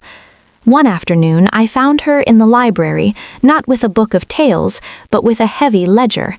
She was frowning, a miniature of her mother's thoughtful expression. "Trouble with numbers, little star?" I asked, settling into the chair opposite her. She looked up, her gray eyes serious. "It's the wool yield from the high pasture clans, father. It's lower than last year, but the steward's note says the flocks are larger." She tapped the column. "It doesn't make sense, unless the counting was wrong, or perhaps the winter was harder on the high grasses than we thought." A fierce pride swelled in my chest. She wasn't just reading numbers, she was questioning their story, seeking the truth behind them. "What would you do?" She thought for a moment. "I would send someone from the keep, not to accuse, but to ask, to see. Perhaps they need different grazing patterns. Or perhaps," she bit her lip, "perhaps they're holding back wool, afraid of a harsh winter coming and needing it for themselves. We should reassure them the granaries will share if needed." It was a solution of both practical wisdom and deep empathy, a ruler's mind combined with a pack member's heart. "Then that is what we shall do," I said. "You will draft the instruction to the steward, and we will send your brother Kale with the rider. It is time he saw the high pastures." Her face lit up with a smile, the joy of being heard, of contributing. This was how legacy was built, not with grand decrees, but with trust in the next generation's mind and heart. Kale, at 7, was a different soul, quieter, more observant. He feared nothing in the wild, had an uncanny sense for weather shifts, and could sit utterly still for hours watching a hawk circle or a stream flow. He felt the pulse of the land in a way that was deeply, innately Lycan, yet he had his mother's gentle hands when tending to a hurt bird or a nervous foal. He came to me one evening as I reviewed border reports. He didn't speak, just stood nearby, a small, patient shadow. "What is it, son?" Kale said, his voice soft but clear. "The East Ridge Scout. His report says the snow is melting evenly." I looked at the report. It does. But the cloud over the Serpent's Tooth Peak at dawn yesterday was the fish scale kind. Kale used the old term for mackerel sky. And the ice on the courtyard well had a honeycomb look this morning. The old stable song says that means a late spring storm, heavy snow, not melting. I put down my quill and gave him my full attention. He was quoting weather lore passed down by generations of herdsmen and hunters, knowledge as valuable as any scout report. "You think the scout is mistaken, or that the storm is coming from a direction he hasn't watched?" Kale nodded solemnly. "The wind smelled like pine and deep cold today, not a thaw wind, a stacking wind." I called for the captain of the guard and relayed Kale's observation. Additional scouts were sent to the northern approaches of the East Ridge. 3 days later, they returned with news of a massive, slow-moving storm building in the high ice fields, unseen from the eastern passes. Preparations were made, outlying shelters stocked. When the storm hit a week later, it was fierce, but no one was caught unprepared. The pack was safe, thanks to a quiet boy who listened to the land and the old songs. Lyra watched all this with a quiet, profound joy. Her children were growing into their unique strengths, blending the best of both their worlds. One evening, as we watched them from the balcony, Ilara showing a younger girl how to braid a leather lead, Kale pointing out constellations to a page, she leaned into me. "They're not just our legacy, Thorn. They're the living proof that the bridge we built can hold the weight of the future. They are the synthesis. No one will ever call them half anything. They are wholly themselves and wholly of this pack." She was right. The children were the final, perfect answer to every doubt, every whisper of otherness. They were the embodied truth of our union, and the pack adored them for it. Chapter 14. The Unbroken Circle. The years turned, and with them, the cycle of life in the North continued. We celebrated weddings, mourned losses, welcomed new pups into the pack. Through it all, the bond between Lyra and I remained the steady, constant center, the silent song that underpinned everything. There came a time when my strength, though still formidable, was no longer the unchallenged pinnacle of the kingdom. A new generation of warriors emerged, strong and proud. The tradition of the Alpha Run, a trial of endurance, strength, and spirit under the full moon, approached. It was a ritual that could see leadership pass if the moon and the pack willed it. Some of the older lords, their memories long, came to me privately. "You do not have to run, Majesty," one said. "Your reign is secured, your heir is beloved, no one would challenge you." But that was not the way of the Lycan, nor was it my way. Leadership was not a crown to be clutched, it was a service to be proven anew with each season. To hide from the run would be to betray the very essence of what I was, what I had taught my children. The night of the run, the entire pack gathered at the starting line in the moon-drenched valley. My competitors were young, fast, their eyes bright with ambition and respect. I stood among them, feeling not old, but different. The fire of pure competitive fury was banked, replaced by a deep, steady certainty. I was not running from something, but for something, for my pack, for my family, for the future I had helped build. Lyra stood at the edge of the gathering, Ilara and Kale beside her. She did not look worried. She looked proud, her eyes shining. She gave me a single, slow nod. "Run your race, my love." The howl sounded, and we were off, a stream of powerful forms flowing through the night. The young wolves shot ahead, their energy explosive. I did not match their initial speed. I ran with the relentless, enduring pace of the mountain itself, finding a rhythm in my breath, in the beat of my heart, in the bond that tethered me to my mate and my home. The run was not just speed, it was a test of wit, navigating treacherous scree slopes, swimming an ice-melt river, solving the ancient rock puzzle at the Raven's Cleft. Here, experience and patience were my allies. Where the young rushed and sometimes faltered, I moved with deliberate, considered grace. As the night wore on, the field stretched. Some fell behind, exhausted.